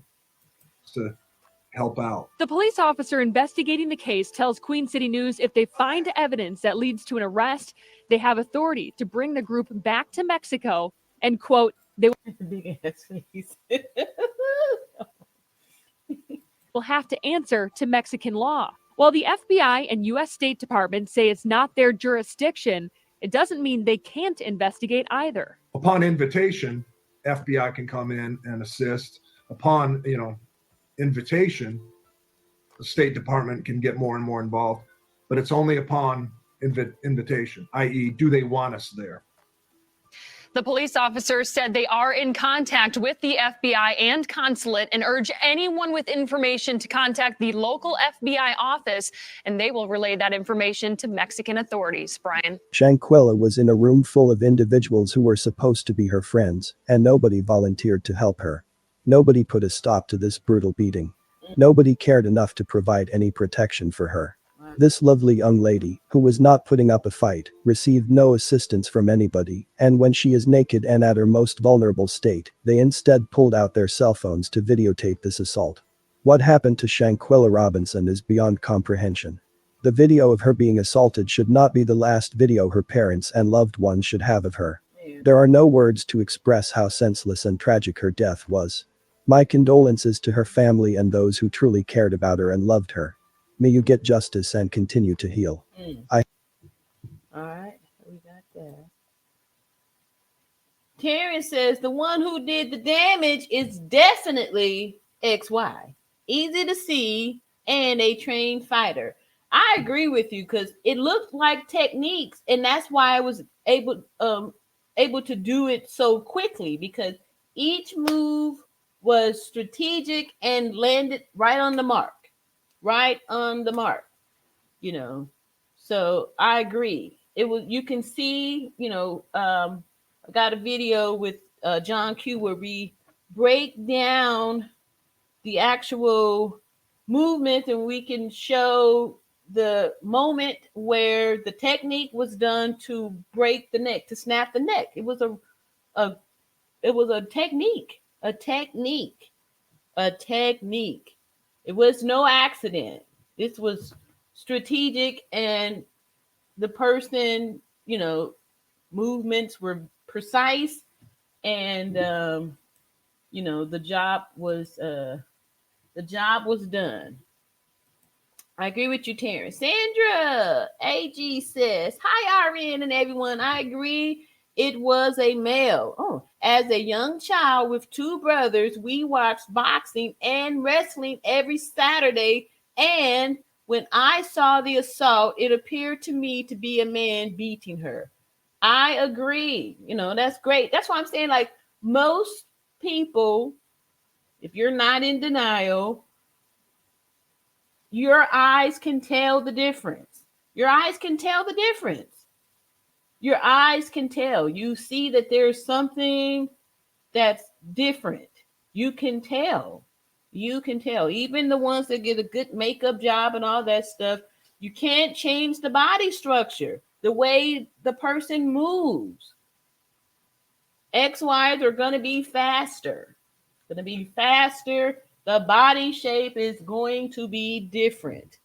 This is something that cannot be changed or disguised. What's going on, Lavonda Riggins says, based on all the info, including videos provided from the beginning, this case should have been settled and all parties in jail. God knows what happened, and they will get justice if man fails to do so. Yeah. Yeah. What's up, Patty Lott? Patty Lott says, good evening, Natural Beauty Investigator. Yeah, that's what I'm saying. We doing our little investigation here by analyzing the facts. Simply analyzing the facts, right? We're analyzing the facts here. All right, so let's keep it going. Keeping it going here. I did that one already. I think I just did that.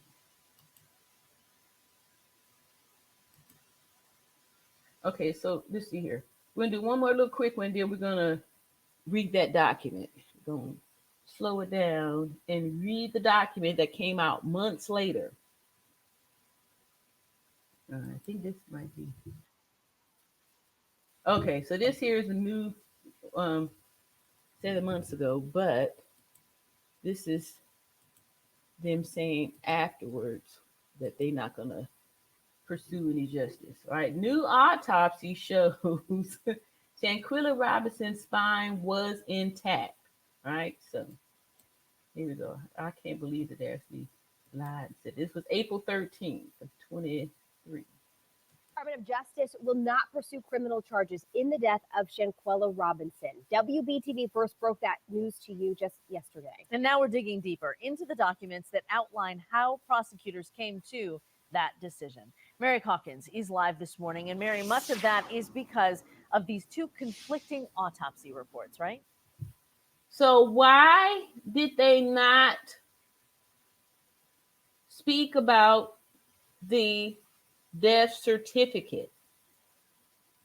Right? We saw these last videos that they were showing coming out back in November with the death certificate. Now, months later, an autopsy shows Shanquella's spine was intact.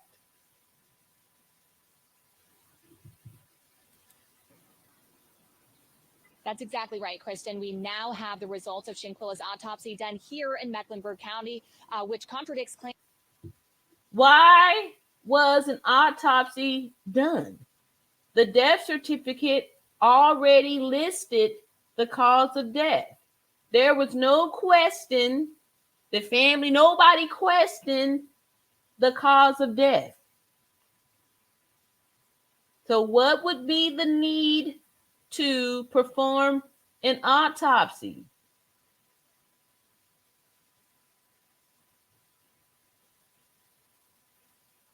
Unless they wanted to put a lie out to explain why they weren't going to do anything. Claims made by Mexican authorities in a partial autopsy of her body done the day following her death in Mexico. Now, and why would Mexico do an autopsy the day following, right? Autopsy is extra. It's something that has to be paid for.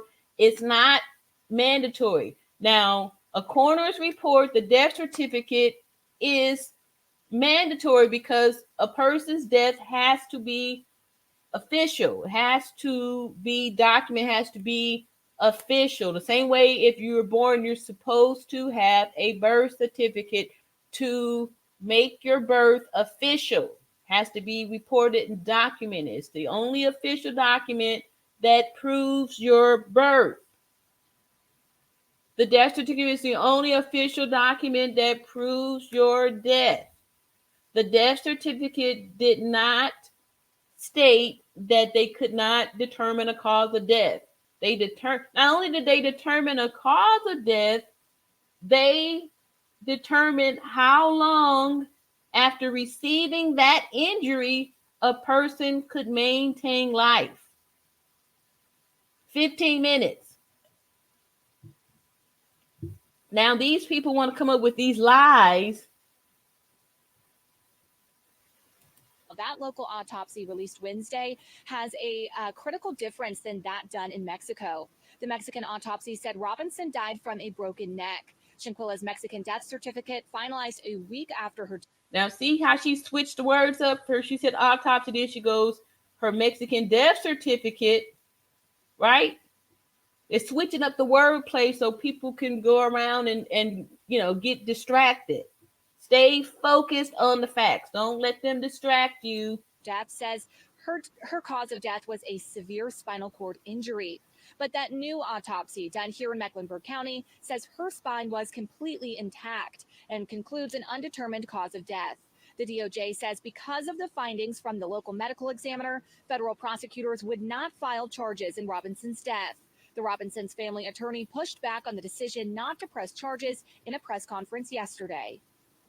Because it cannot be that someone can go overseas and commit a crime against a U.S. citizen and come back and not be affected in any way.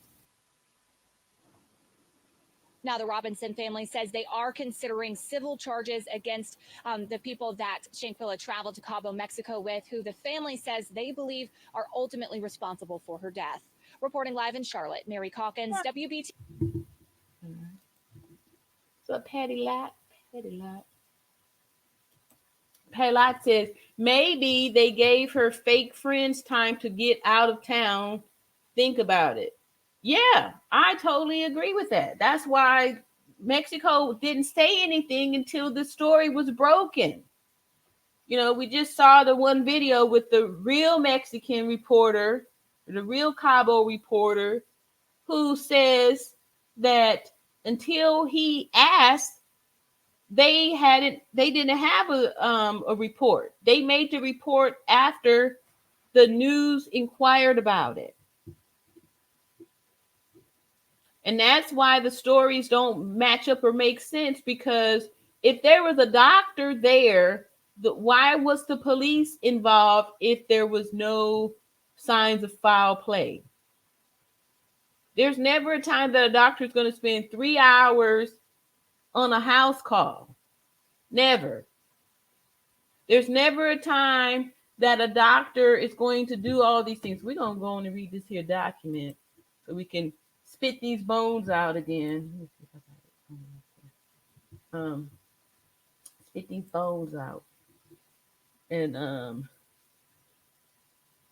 do that. Let's see.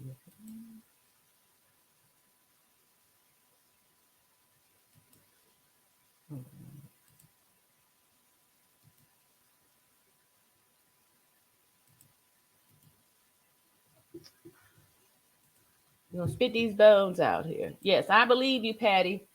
What's up, Trisha? Trisha Doll says, They don't have U.S. standards. Nobody could sue anyway.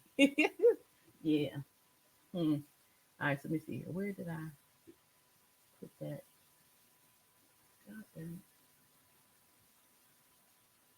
Should have kept it up here. All right, so while I'm looking here, I'm gonna play this here, play a video for y'all. Let's see here. Uh-oh, that's me.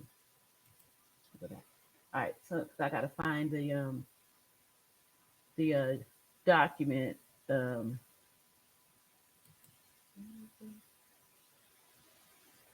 For y'all to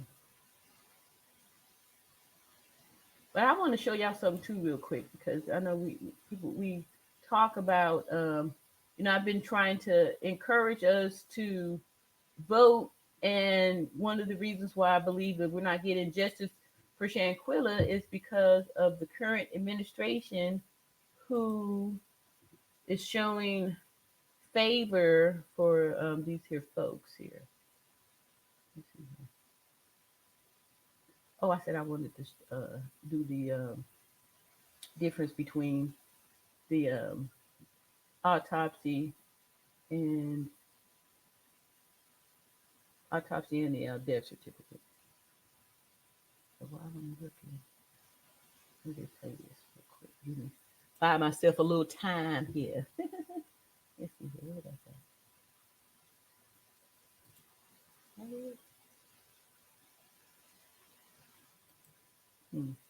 All right, so let's see. I'm just gonna play this real quick.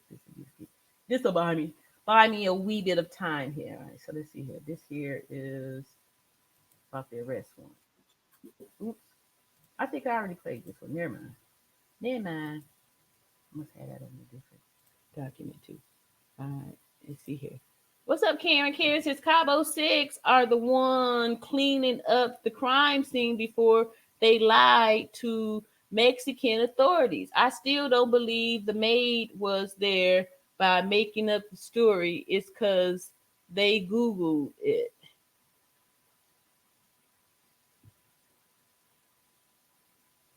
Well, let's see here. This makes me here.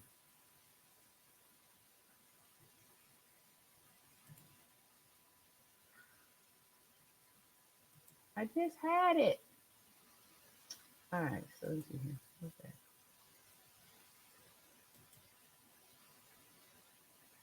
that? Okay, I'm just gonna play this real quick while I find that document.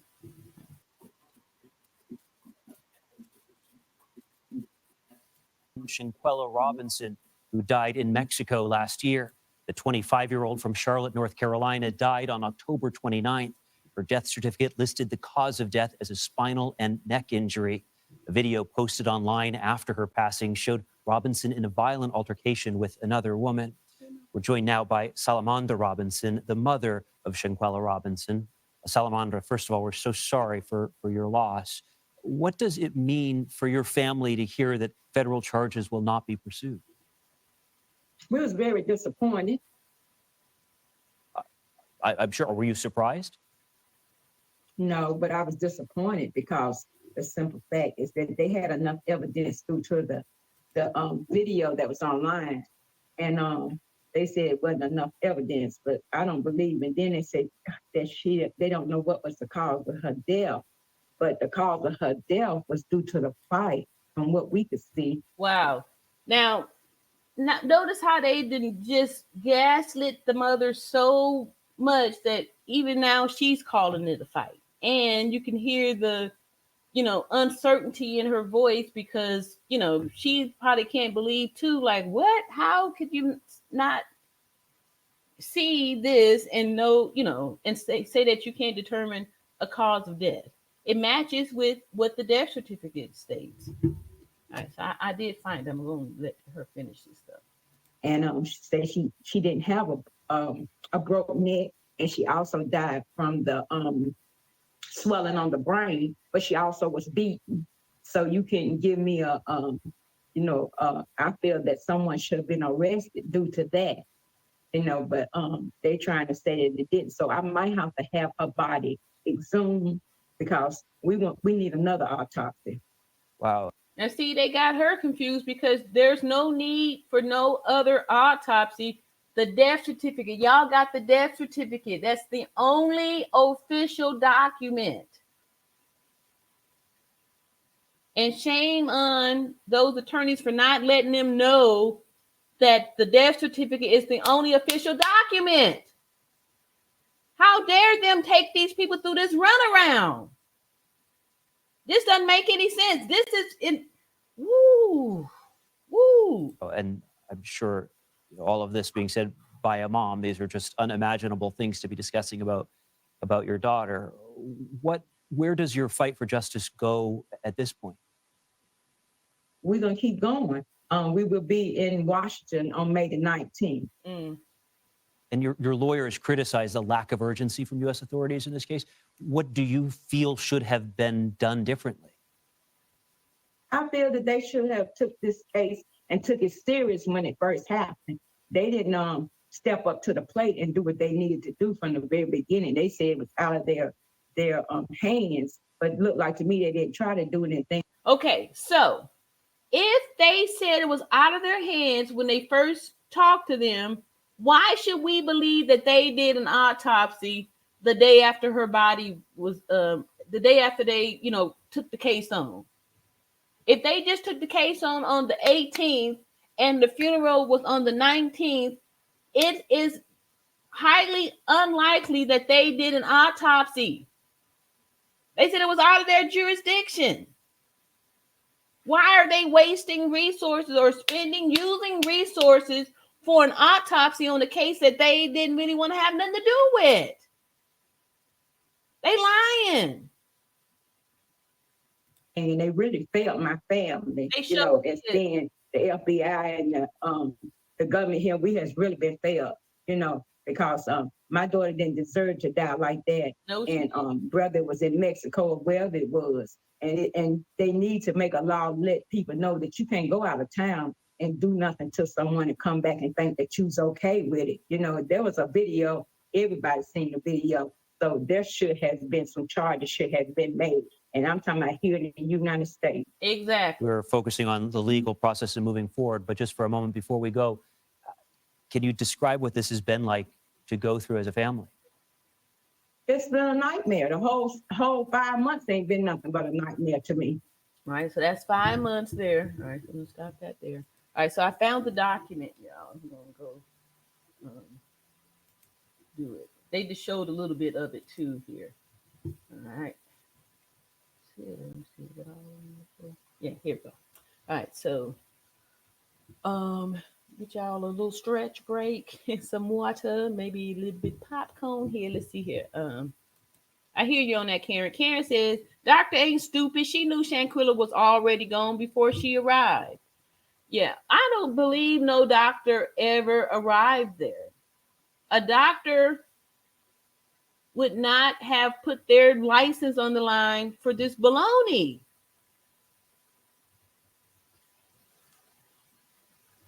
That's why you didn't hear nothing else about them accusing the doctor of being there.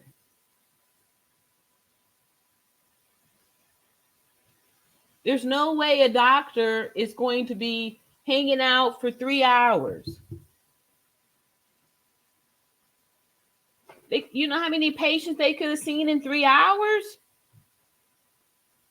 Multiples. You see, Karen said, the reason why is because nobody even smelled Shanquella if she was drinking. I really don't believe she is drunk. It's because she was walking naturally in the room before she was brutally attacked. Exactly. There was no indication that she was intoxicated or altered in any way. Before the attack happens, we see Shanquella standing erect,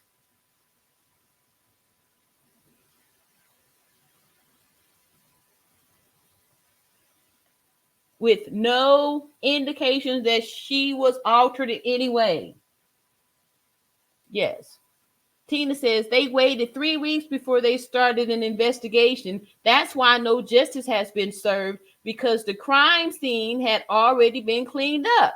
Now it is so unreal. Yeah, I feel you on that. I totally feel you on that. All right, so here we go with the document that came out. Let's see, came out in March.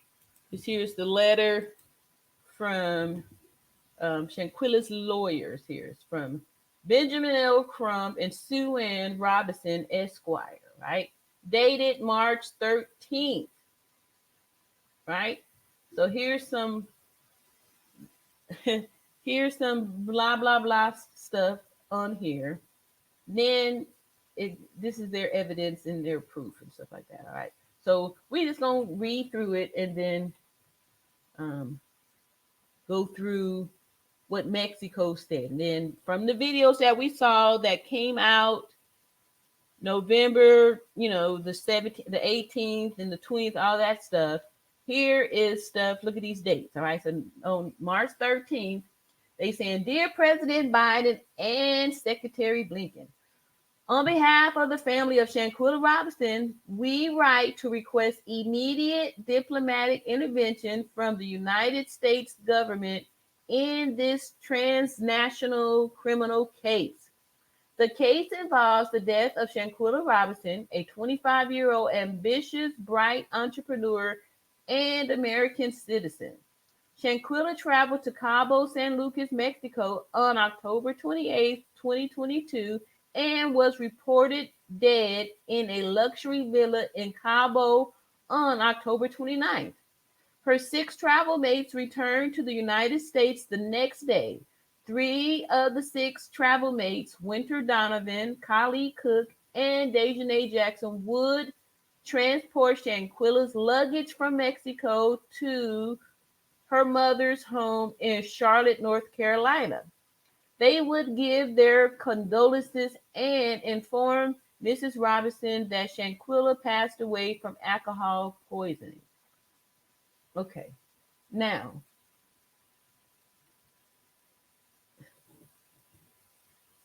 this really, I don't care. This just seems a bit wordy and okay, I'm gonna keep going. On November 16th, 2022, one of the travel mates shared video from a cell phone camera around the campus of Winston-Salem University. Wow. The college that Shanquella Robinson attended. The video shows Shanquella being beaten in the villa, naked by one of the six travel mates, who was identified by a witness as Dejanay Jackson. An autopsy report prepared on October 30th, 2022 in Mexico by medical examiner Dr. Renee Alberta Galvin Osigura noted that Shanquella's body had a head injury and concluded that Shanquella's cause of death was a broken neck. I wish I had the death certificate to put up here so we can see what date the death certificate was done on. So she talking about here the autopsy. After the video of the beating of Shanquella Robinson surfaced online, the Attorney General Office of Baja California Sur initiated a criminal investigation. As a result of the investigation, a warrant was issued for Dejanay Jackson by Mexican law enforcement. Okay, so here's our first time having a name to the arrest warrant, right? So March 13th, the attorneys named the name on the warrant, because before then they just kept saying one of the travel mates has an arrest warrant. They never named the name, but here she is stating, or they are stating, that the name on the arrest warrant is Dejanay Jackson by Mexican law enforcement. Now, if this autopsy was done on the 30th of October, the day after Shanquella was deleted, why did it take Mexico more than 2 weeks to announce that they were investigating it? If the autopsy showed that there was a broken neck. This doesn't make sense. This doesn't make sense. If they did the autopsy on the 30th and it showed a broken neck, why did Mexico not put out the arrest warrant or, say that they were investigating until the middle of November? That's how you can tell that that's a lie. This is a lie. A lie. A lie. A straight up lie. They knew on the 30th. Right? One of the 6 travel mates who fled to the United States after Shanquella was pronounced dead. Miss Jackson was identified as the perpetrator of femicide against Shanquella Robinson, a homicide based on gender. Now, all this to me, sorry, but it sounds like story because this is a lot of information, right? You're writing all of this. You're explaining what the femicide is.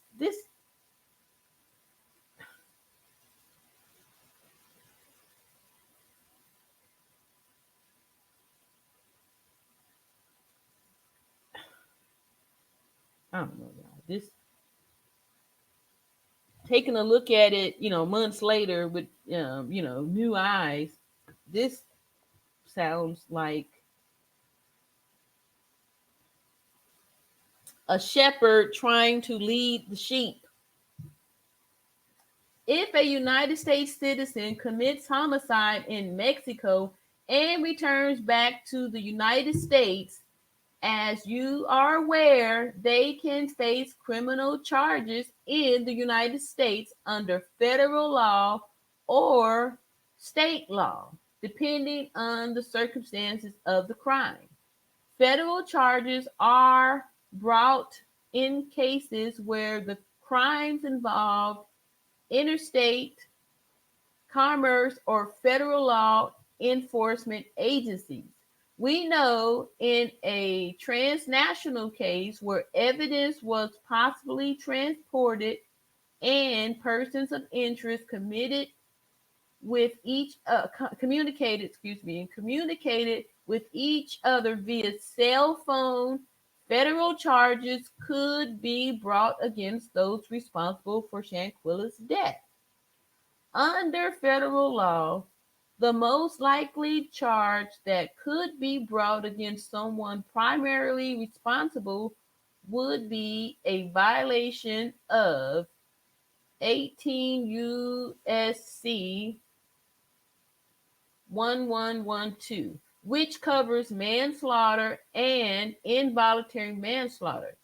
If the individual actions meet the circumstances of murder under federal law, they could also be charged with violation 18 U.S.C. 1111. Federal charges could be brought against co-conspirators to a homicide, include conspiracy to commit murder, aiding and abetting, accessory after the fact, and obstruction of justice. As you are also, of course, aware, transnational crime cases can be complex and challenging to resolve, especially when they involve individuals and entities in different countries.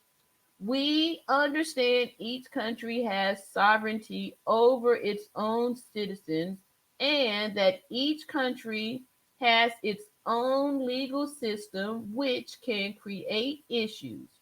We also understand there is a protocol for the resolution of transnational crimes.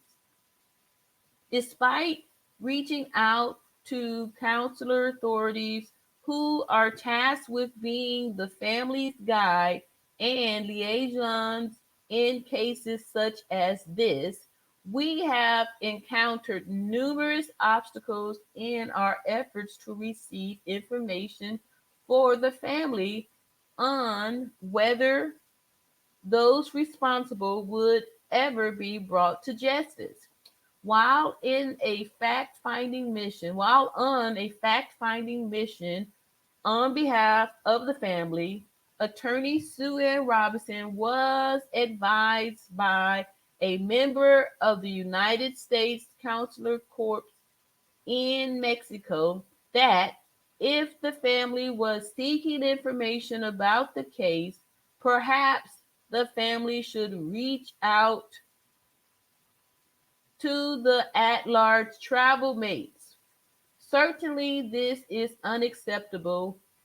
This is an unacceptable response to share with an American family in regards to their daughter's murder.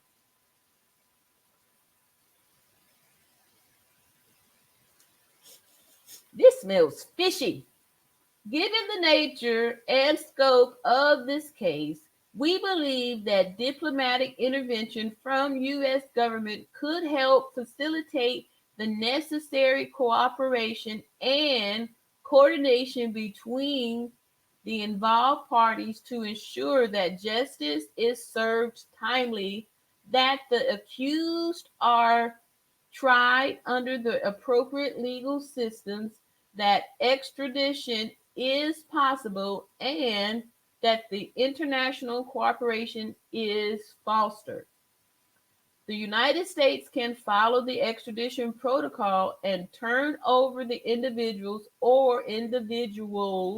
responsible for Shanquella's death to Mexican authorities. Alternatively, U.S. federal law enforcement agencies can request concurrent jurisdiction with Mexican law enforcement agencies, which would permit U.S. prosecutors to bring the case to the United States as the involved parties are U.S. citizens. We have just witnessed what a swift concurrent response from Mexico and U.S. law enforcement agencies look like in the kidnapping case of the group of U.S. citizens at Matamoros, Tamaulipas, Mexico. Both scenarios we were requesting on behalf of Shanquella Robinson's family require high level of swift diplomatic intervention. My clients recognize that the U.S. government U.S. government has many priorities and responsibilities, but believe that the intervening in this case would not only serve the interest of justice, but also send a clear message that transnational criminal activities will not be tolerated. Thank you for your attention to this matter, and we look forward to hearing from you soon. All right, so then the sign there. Then here, they're presenting this that we had already saw and viewed back in November with the names of the people that was there at the villa. And then here's this.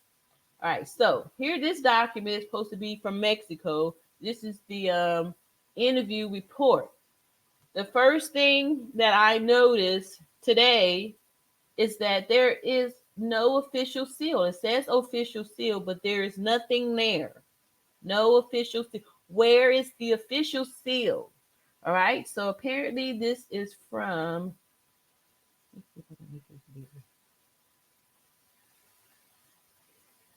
Yeah, I'll just squint. All right, so this here case minus an official seal. Here's a reference number, and it's from Baja California, sir. City, municipality, delegations, locality of San Jose del Cabo. The date of this document is 11/19/2022 at 1400. So 2 p.m. on November the 19th, 2022. Now, this incident supposedly took place on the 29th of October. So 21 days later, that's 3 weeks, they produced this document. This interview was performed 3 weeks later. All right. 3 weeks later, here's an interview that wasn't posted or shared with us for, let's see, so it came out in March. That wasn't shared or made public 4 months later. So 3 weeks before the interview, and then 4 months later, now we release it. More bones. Who does that? Why would they wait to put this information out there? Why would they wait if they did this autopsy on October 30th? Why didn't the questions come out, this interview take place until 11/19? Okay, so it says here 11/19 at 1400, they did this here interview with information about the interviewer is Santiago Miguel Mariquin Gonzalez, who is team chief.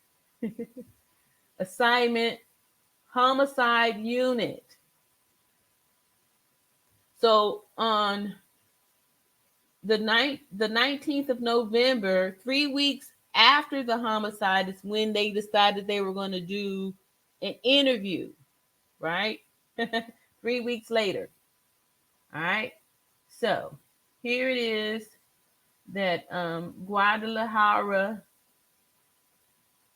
is the manager.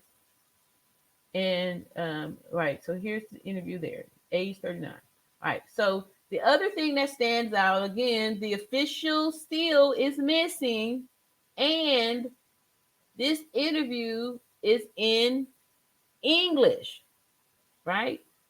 And it says down here, this is a translation with no official document, but here is, where's the official one at, right? It says, I am the administrator of the Villa Casa Linda, number 32, Colonial La Playa Residential, Puerto Los Cabos, Francisco Mito Fondo Rosa Beach Club, Cali Pedro Quino Esquino Pedro Gualien in San Jose del Cabo, Baja California, sir, where I have worked for more than a year and a half. Okay, so again, how is this part of an interview? This details already here, all this much detail. Once I observed on my cell phone the video circulated in social network where two of the guests who had registered in the villa appear, where one of them dressed in pajamas and with shorts and blouse, possible color pink. Look at all these descriptions. How you can tell when somebody lying. All these descriptions. Possible color pink, white with black and light color cap, right? Appears hitting another female person, right? So if this was considered a homicide back in November the 30th, why did it take them 3 weeks to interview? And why are they stating that they didn't say anything until after they saw the video? This is already, we can throw this out. This is full of lies. This doesn't add up. There's no way that if this was already deemed a homicide, did they wait 3 weeks to question individuals? All right, so here we go with the dry bologna sandwich. Somebody get me some mayonnaise. All right, here we go. Dry bologna sandwich here. All right, so they just described Dejanay in the video. Said hitting other in the person named Dejanay Jackson, who identified because I served as a translator on the day of the events. So if they served as translator on the day of the event, why are they only saying this now, 3 weeks later? 3 weeks later after seeing this video. In the video, it can be seen that the headboard is illuminated. Here we go with the details. Why are they saying all this? They're saying all this because social media, YouTube content creators had highlighted that this attack was performed in the morning time. So now they're using our words that they've already heard. That's why they're saying this now to paint the picture, to connect with the truth so they can slide in the lie, but have part of the truth here. Because why would anybody say all this stuff? If you're giving your interview, why would you say all this stuff about a headboard is illuminated in the sun? And this is but BS. Why would you find it necessary to say this? Nobody asked the time. So why is this person leading this interview with,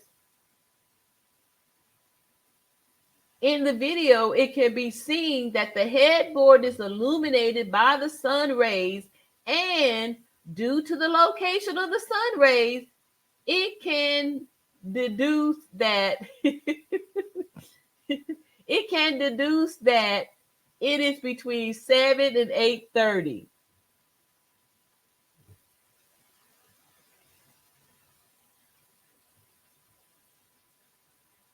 (7 and 8:30 a.m.) since the bedroom 1 and 3 are waterfront, and it is easy to deduce. They got that from John. You can totally tell.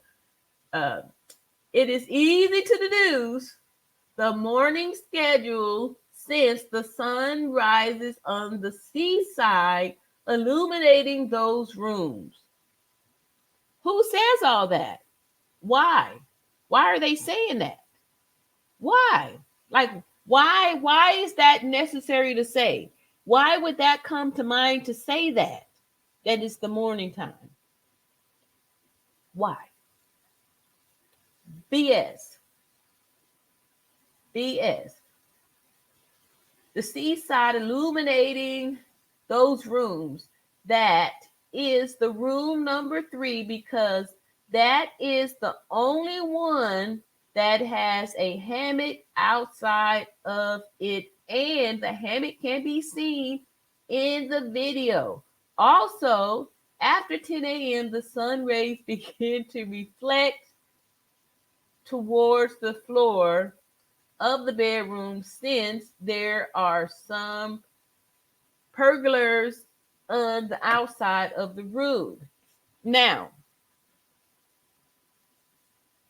why is this something that they have noticed back in November? Because we didn't start talking about that until probably December, right? When we start doing more of our investigation and stuff. So, and when the time came in question, why is it being stated here? Why are they painting a picture? Why are they setting the stage, right? Because that's what lies need. Lies need a quick, not a summary, but an introduction, right? To get you prepared for the story. What they call it? I can't think of the name. But anyway, not the summary, but the narration. They give you, set the scene. They give you the footnotes here, tell you what's who. It says, I can also say that in that villa, both at sunrise and sunset are very annoying. For that reason, the owner decided to place wood on the windows to prevent the sun rays from entering. I know this because I am the administrator of the villa, and on many occasions I have been in the room at that time of the morning.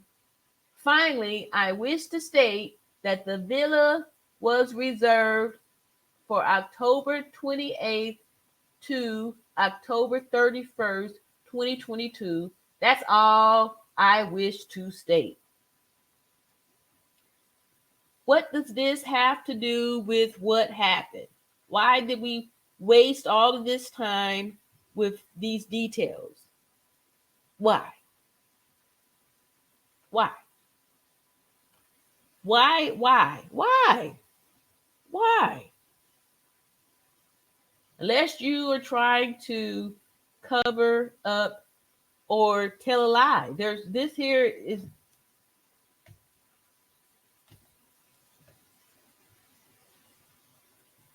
all right. So here we go.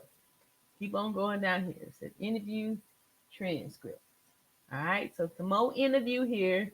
This one was actually on the 17th of November. Okay, let's check these dates too to see if this was on a weekend or not.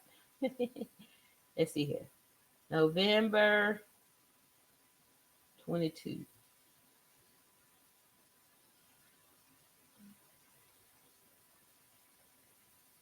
Uh-oh. All right, November 22 on the okay, so the 17th is actually a Thursday, but this is actually a Saturday. Wow. So on the Saturday, they working extra overtime on the Saturday, do this here interview. That was already 3 weeks late. So they did it on this here Saturday. Yeah, right. All right. So come on, y'all. It just is baloney.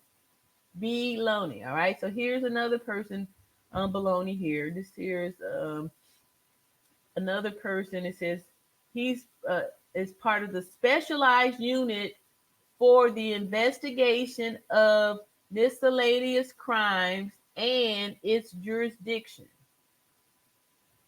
What kind of a title is that? Blah blah blah blah blah blah blah blah blah blah blah. Right? Criminal Justice Center located. It tells the location there. All right. So this person says, "This is my statement given to the investigation agent, Sony Hugh Jacel Papico Millennium, in reference to the facts that are being investigated today for informing me the reason for my presence in the interview. I have been employed by blank or Cabo Villa in the United States, where I work as concierge in attention and customer service. I provide service assistance with doubts, any service that is needed for approximately 3.5 years." Like, this whole thing doesn't make sense. What does that mean? You provide service assistance with doubts.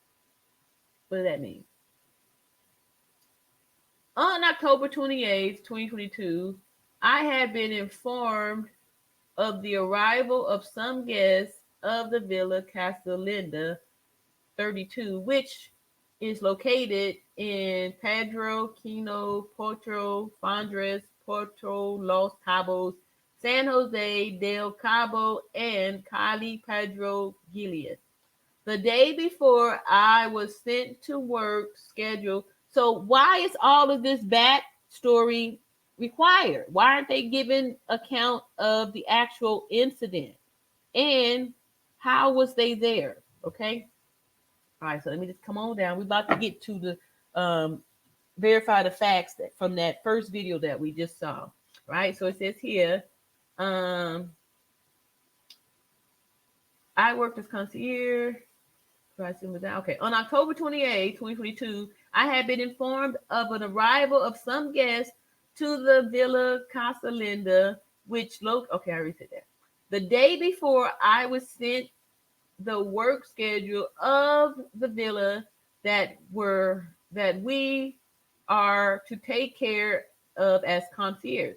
So I knew that the guests of the Casalinda Villa would arrive around 3 p.m. on October 28th, 2022. The main client was Dejanay Jackson with telephone number who contacted me around noon by text message to report that her flight had been delayed due to the weather and that she would be telling me her new arrival time, confirming me it would be at 17:19 p.m. Okay, so first discrepancy is the mixing of military time with the standard time here. So it says around 3 p.m. and then it jumps down here to say 17:19. If someone is documenting here, you would not go between the times like that. This is just bones that they're splashing off into this to keep you confused, all right? 17:19 is 5:20 p.m. Then she asked me if after arriving and taking the transportation, she could stop to do some shopping, to which I responded, there is no problem. Again, all of this fluff story here is not necessary. Why is this being stated here, right? If they're not trying to paint a picture, this this is what? Why? Right? This is how you can tell you're being herded here, right? They're trying to paint a picture. Then she told me that she would be letting me know the time they were going to arrive. She texted me when they left the shopping center. She arrived at the Casa Linda Villa around 2000 hours. I had, again, here we go with the times playing around here. I had arrived at the villa about 15 minutes before, and upon entering, I see persons of slim build, Afro-American, about 1.75 meters tall, about 25 to 30 years old, to whom I introduced myself. Since he asked me who I was, I told him I am his concierge and that I will be supporting his vacation in everything he needs. Also at the villa were Chef Blank and Waiter Blank, who are employees of the company Blank and co-workers. Moments before, when I saw the guests, I was surprised since I wasn't aware that there were guests already at the villa, to which the chef told me. Okay, so here we go again. This is all staging the scene. Like they're trying to paint the picture here of the story. They're trying to throw in the story that two people, a couple, had arrived at the villa. Like, why is somebody talking about this? Why is this pertinent? Why would he call them a couple? How did you know that they were a couple? Right? How'd you know this was a couple? How you know they weren't friends? What told you? Who told you that this was a couple? A few hours before. However, I only saw the male guest described above. So then, how are you saying here that there was a couple if you only saw the male guest? These are lies. I prepared my registration sheet, the information I have to provide to the client, guacamole, tortilla chips, margaritas, and I waited for the main client who arrived almost immediately in Tres Cabo transportation. They got off with their groceries, bottles of alcohol and tequila, put down their suitcases, started taking pictures of the villa. They looked excited. Again, this is fake. This is story. This is story. Story, story, story, story. All right? This is story. Okay, so there's more story up here, but I want to come down quick because I've done this before. I read through all this stuff, right? All this is baloney. To this here attorney general, supposedly forensic, this is supposed to be the autopsy here. I'm going to point out a few of these dates here so we can show again this is fake. All right, so they're saying that they did the autopsy on October the 30th, right? And look at all this information. When we saw how simple the death certificate was, I'm going to take a break on this. I'm getting stuffy. I just get back over here. Read some more of these comments. Karen says, that isn't the first time Cabo 6 did that crime. Yeah, it seemed pretty, routine, huh? Which I think so too. Ernie Williams says, just for Shanquella. What's up, Regiment 65? The reporter still ain't heard back yet a year later. I agree. Lavonda Riggins said, fact 1, Robinson is dead. 2, a video of being beaten is available, and all her party was present. Yes. 3, why alcohol lie? 4, death certificate can be verified by funeral home. Yes. So why case is pending? Exactly. Just like President Trump said, the Department of Justice is corrupt. It's corrupt. We saw that with the video when they were saying, "Oh, we don't see anything here. We can't opine to what happened." Baloney, right? So the whole department is corrupt. That's why I'm saying we need to get the current administration out here so we can get some justice, some real justice, some people that's trying to do the right thing. Tina says, RN, they got it in and out too fast. Yeah, they planned it because it was done too smooth. Yep. They had help getting out of Mexico. Yes. These concierge, these people over here, nothing there. Uh-oh. That is okay, I don't even know how to make it. Anyway, these people are in on it. That's why they're trying to throw them under the bus now. To try to clean their hands because they let them leave. They let them leave. So that's the help that they had.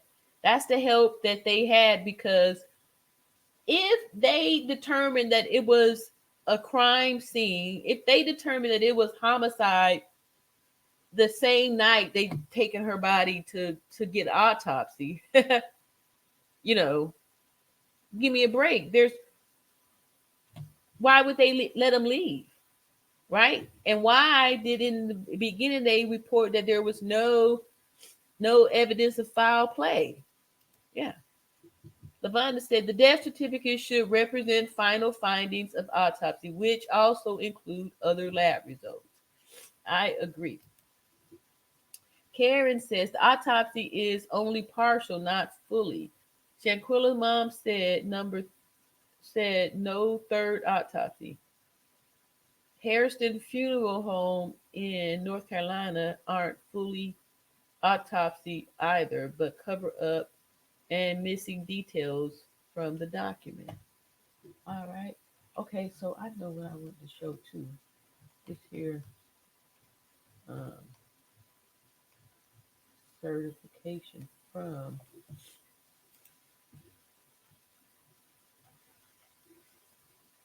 the fake justice in South Carolina.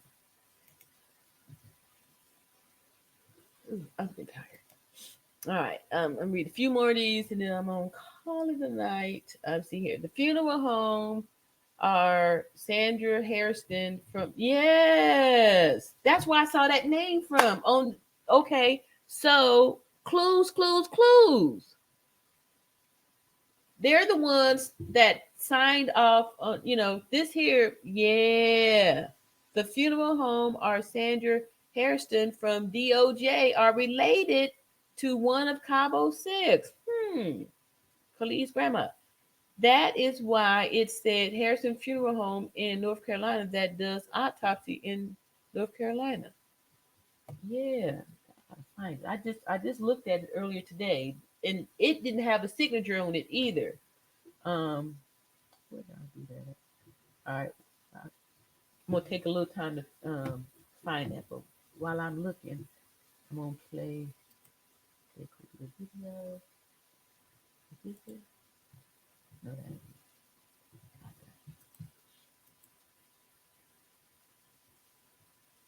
it. Shoot. Yeah, I just saw it. That's the name I saw. Yeah.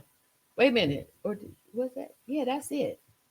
She's supposed to be Department of Justice, who said that they, there's nothing that they could do.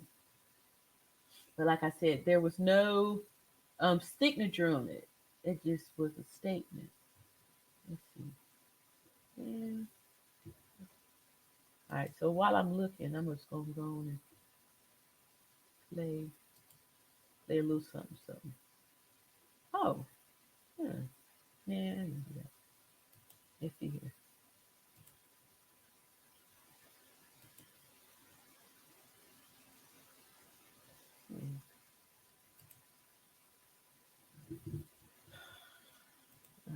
All right, I'm getting worn out here.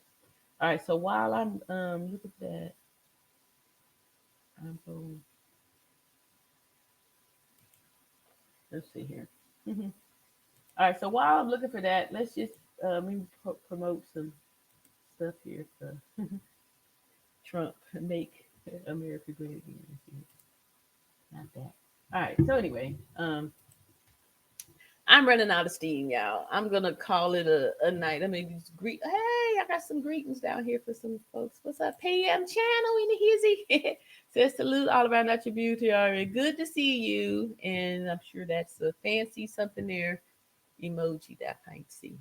All right, let's see here. I want to finish reading the rest of it. Oh, where did I leave off at? See, Karen said lies and cover up. Not only her, but Dina King from DOJ also related to. Wow. Yeah, that's why, we'll have to come back to. Yeah, these are all clues, y'all, because they were the ones that shut everything down. And, wow. Yeah, this is serious cover up. It says Dina King from DOJ also related to Elise's mom. They are the ones said that there's no charge filed against Cabo 6 is cause not enough evidence, which was a lie. Yes. All right, Karen says, but their video too. What's up, Shelly? Charlie, is that right? Salute, Natural Beauty. What's up, Salute? Let's see. Karen says the only thing that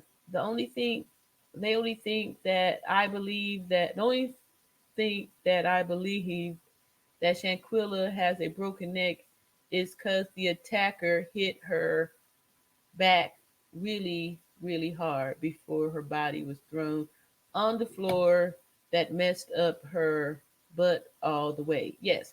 And when you see her on the floor, you can see that her head is not in alignment.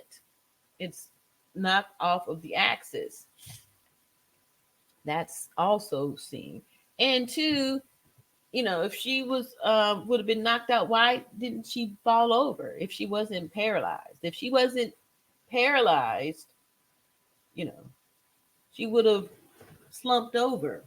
But she couldn't slump over because her body was in paralysis. And like I said, I had a lot of experience working with quadriplegics, either people that are paralyzed from the neck down, that had that type of injury. And one of the remarkable things was the way that they would just be positioned like stuffed animals, like mannequins, like that. You sat them up, they just would sit, and you could see the paralysis on her body when it happened. Karen says Nazir is still lying and he is there on the 28th and 29th. Look at the Bible. He held it upside down, that telling us that he was lying along with his blood. Yes. I know. And I need to go back through these videos because I did react to the video of him with those lies and stuff. What's up, Jimmy Davis? Grand Rising. What's up, Jimmy Davis? Thank you for showing up here. All right. Jimmy Davis says, just for Shanquella. Yes. All right. Here, I've come to the end here. What's up, Miss Sunny Florida? They are now low-hanging fruit. Yes. I agree. So I'm grateful that we're not going to let this go. And I really do believe that once one of the reasons why we're not seeing any justice is because of all of the people that's on the higher level that's connected here, and the current administration is okay with this type of treatment. So that's why we need to make sure that we have a voice in that. We doing something here. So again, we're praying for the USA, we're praying for the people, praying and continuing to seek justice for Shanquella Robinson. So we won't be silent. I will not be silent. I'm going to keep on spreading the facts and repeating the facts and sticking to the facts and sharing the facts and keep bringing them back to the facts. I mean, when they come up with these new bologna sandwiches, we just go back to, well, what about here, right? What about this death certificate, the only official document that can that declares the death of a person, and all that good stuff. All right, so I love y'all, and thank you so much, everybody who has been participating and keeping justice for Shanquella alive and all that good stuff. All right, see y'all soon, and we're going to talk more too about just abuse and stuff like that too, because all these things tie together, and that is the theme over here, that we standing up for victims of all ages and all genders to overcome the fear of the abuse to become survivors, because there are some men out there who are also victims too. So we can't just say that it's only the women, because there are some women out there who are abusers and that need to be stopped too. So victims can come in all ages and genders, not just women, because some women are wicked too, right? Just like some men are good. Not all. No, I was joking. But victims are, it's not gender specific, right? There are some wicked men as well as wicked women, right? So love and peace. And I didn't forgot to greet the Facebook people too. I was live on Facebook, and thank y'all too. If anybody was, I didn't pay y'all no attention. I'm gonna do better, stuff like that. I'm a work in progress. Charge it to my heart. Love y'all. See y'all soon. Peace.